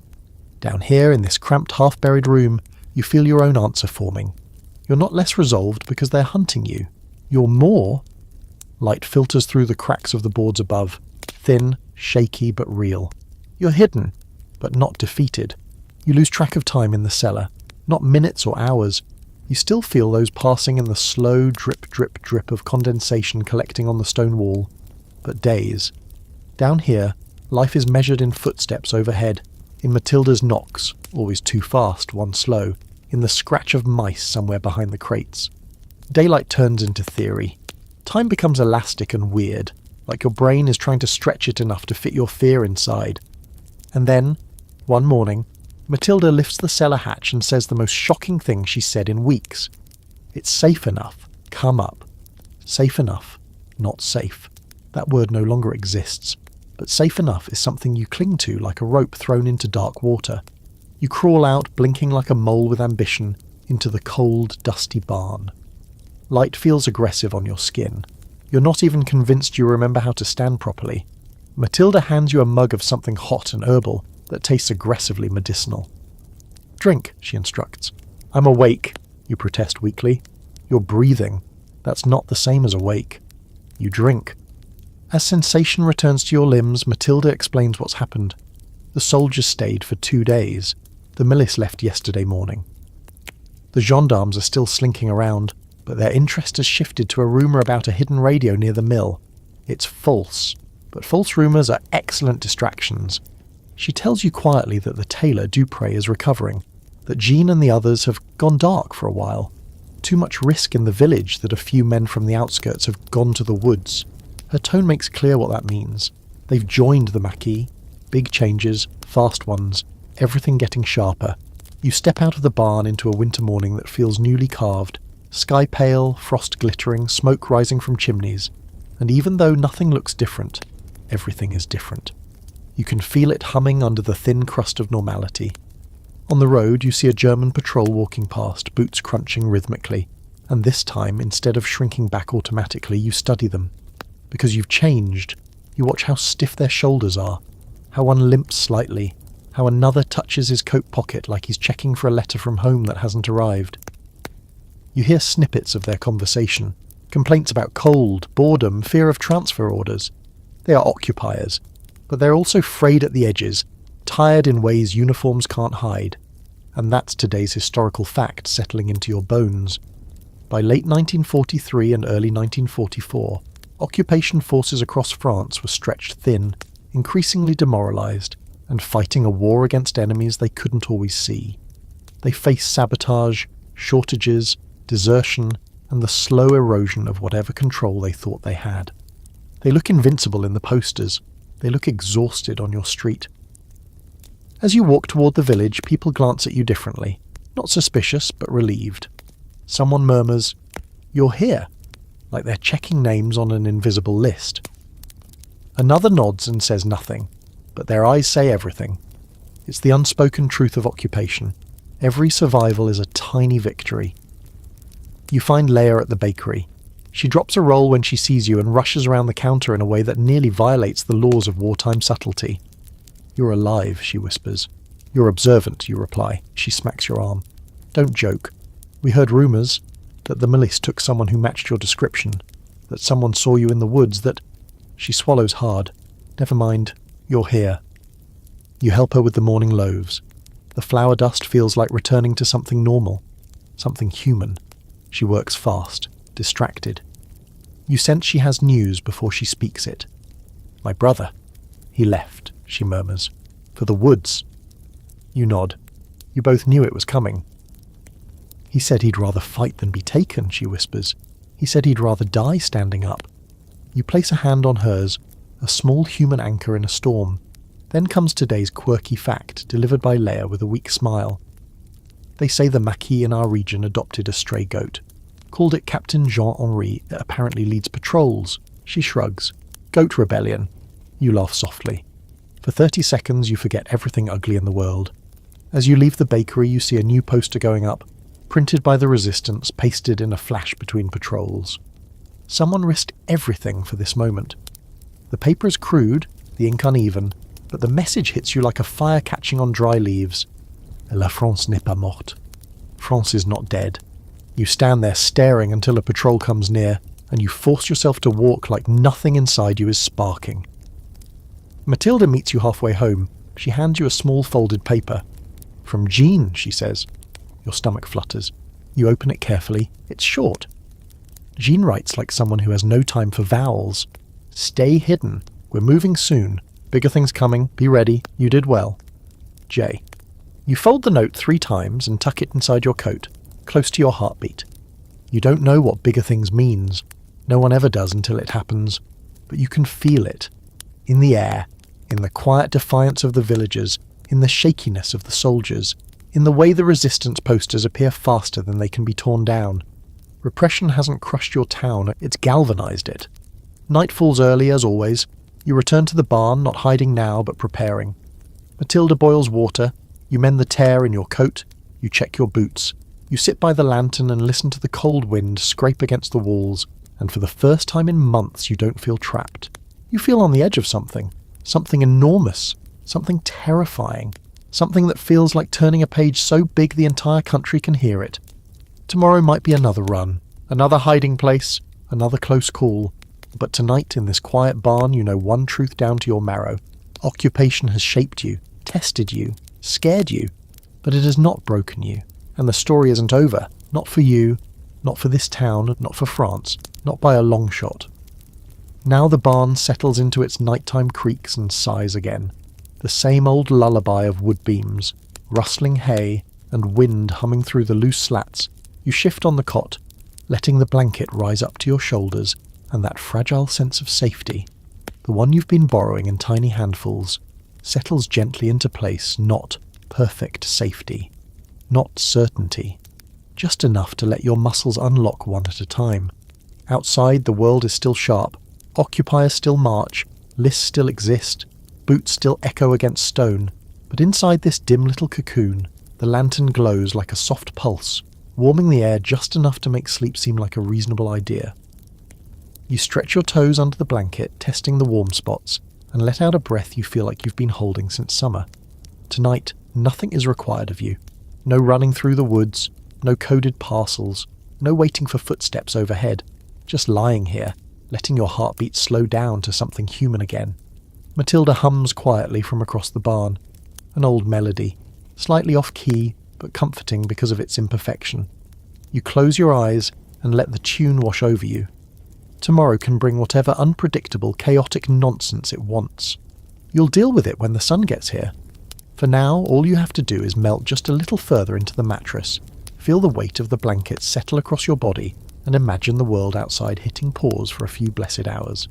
If you listen closely, the countryside answers with its own gentle noises, an owl calling from the woods, the river murmuring somewhere beyond the ridge, a dog barking sleepily in the distance, all reminders that life, real life, keeps going even in the darkest times. So drift now. Let your breathing soften. Let your thoughts loosen their grip. You made it through another day. That's enough. End of script, sweet dreams.